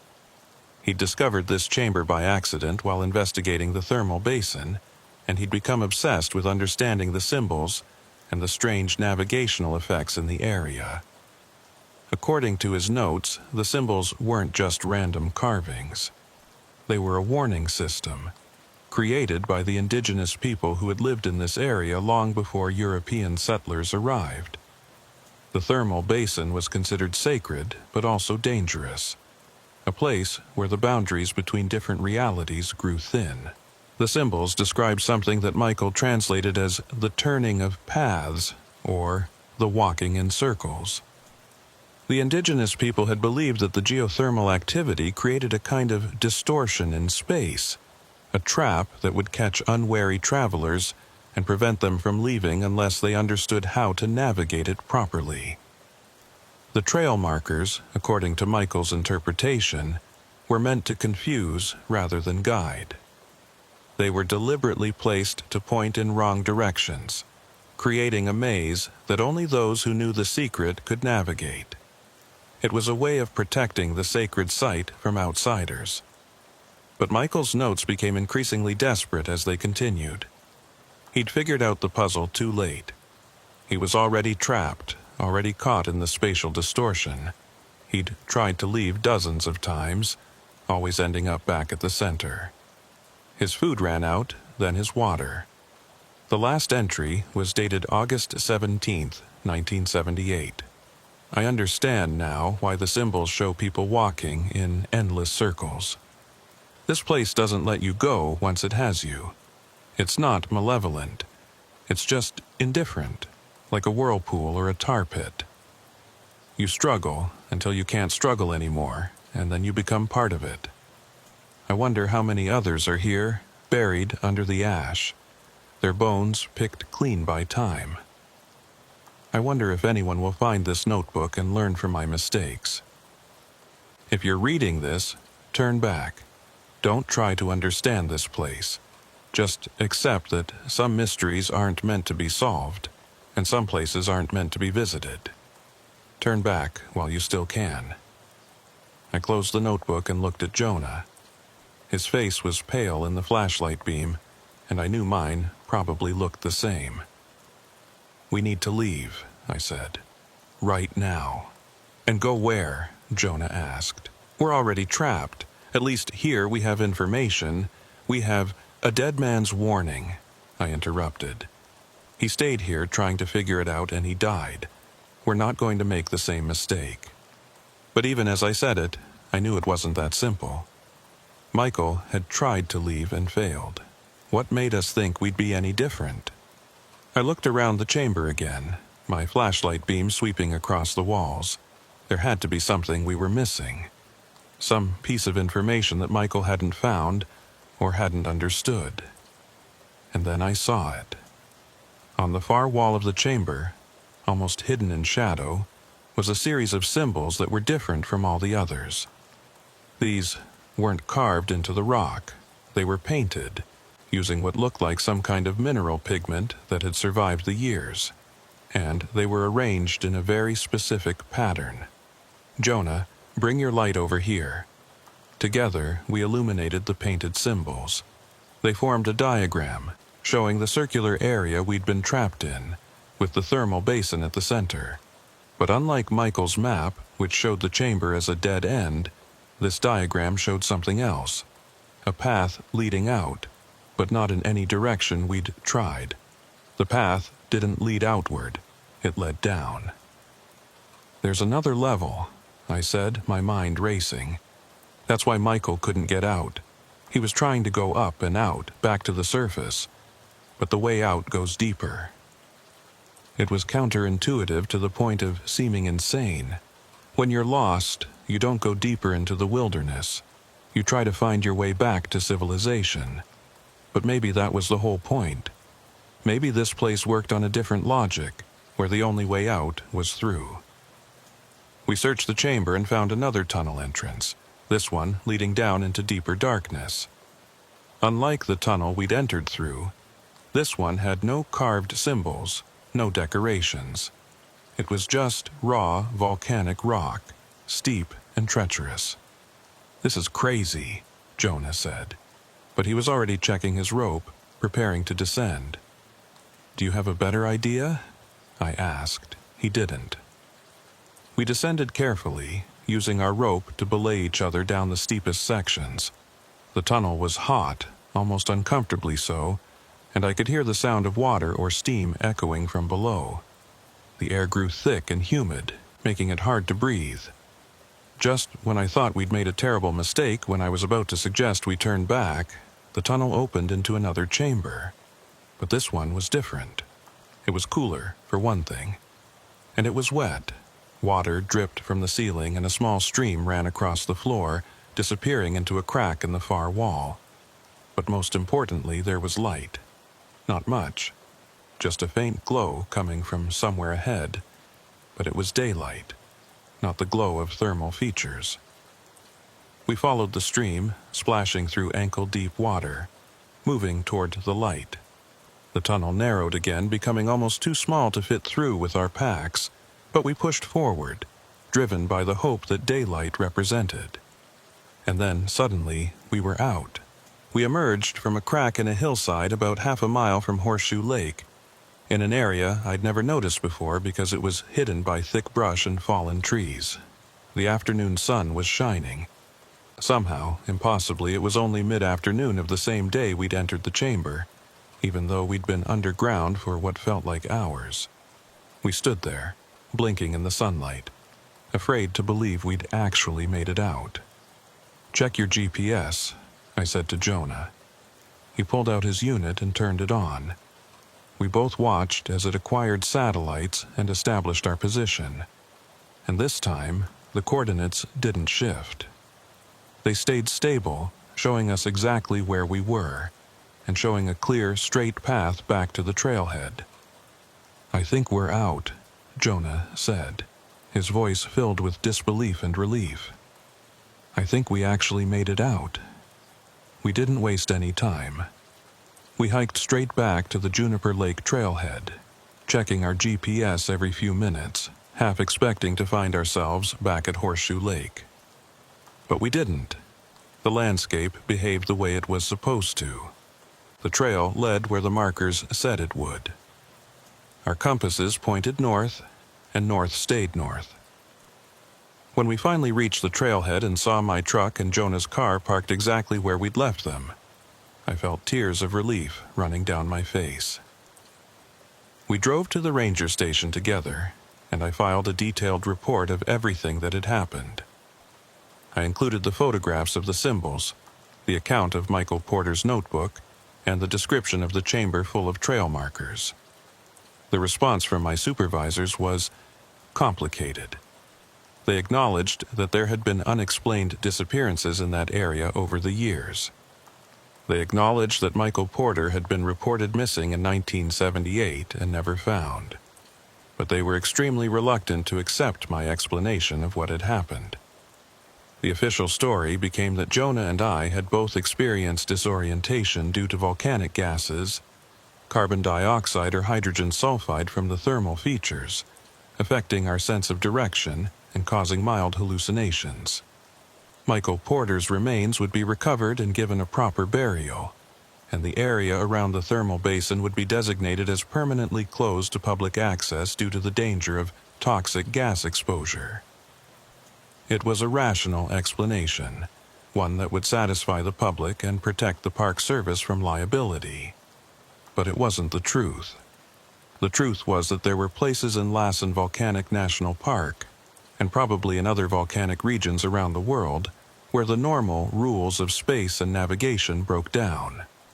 Places where the Earth itself created traps, not out of malevolence, but simply because the geothermal forces at work there warped the fabric of reality in ways we didn't fully understand.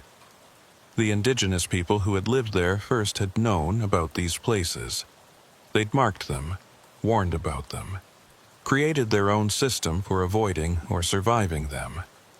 But that knowledge had been lost or dismissed, and now modern people blundered into these areas with GPS units and compasses that couldn't protect them from something that operated on a completely different set of rules. I stayed at Lassen for a few more months after that, but I couldn't shake the feeling that the landscape was no longer trustworthy. Every trail I walked, I wondered if it might suddenly loop back on itself. Every clearing I entered, I looked for stone pillars with carved symbols. Every time I checked my GPS, I was afraid the coordinates would start to shift. Eventually, I requested a transfer. I told them I wanted to be closer to family, which was partially true.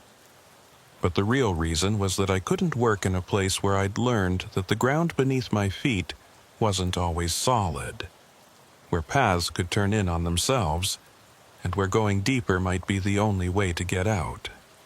Jonah sent me an email about a month after we escaped. He'd done some research into other disappearances in volcanic regions, and he'd found patterns similar to what we'd experienced. Circular areas where people got lost despite good navigational skills. Reports of trail markers pointing in wrong directions. Accounts of hikers finding themselves back where they started after hours of walking in a straight line. He believed there were dozens of these places scattered across volcanic regions worldwide, each one operating on the same principle. A spatial distortion created by geothermal forces, a trap that caught unwary travelers and held them until they either found the way out or died trying. We debated whether to publish our findings, to warn others. But who would believe us? And would warning people just attract more curiosity seekers, more people who thought they were smart enough or experienced enough to navigate the trap? In the end, we decided to share our story quietly, person to person, hiker to hiker. No scientific papers, no media attention, just word-of-mouth warnings to people who spent time in the backcountry. I'm sharing it with you now for the same reason, not to scare you away from visiting Lassen or other volcanic parks.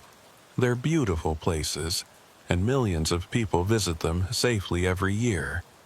But to encourage caution and awareness, if you're hiking in a volcanic area and you notice trail markers pointing in directions that don't match your map, pay attention. If you walk for hours and end up back where you started, don't assume you just got confused. If you find clearings with stone pillars covered in symbols you don't recognize, turn around. And if you find yourself trapped in a place where navigation makes no sense, where every direction leads back to where you began, remember this: The way out isn't always the way you came in. Sometimes, paradoxically, the only way to escape is to go deeper, to move toward the center of the thing that's holding you rather than away from it. It's counterintuitive. It goes against every survival instinct.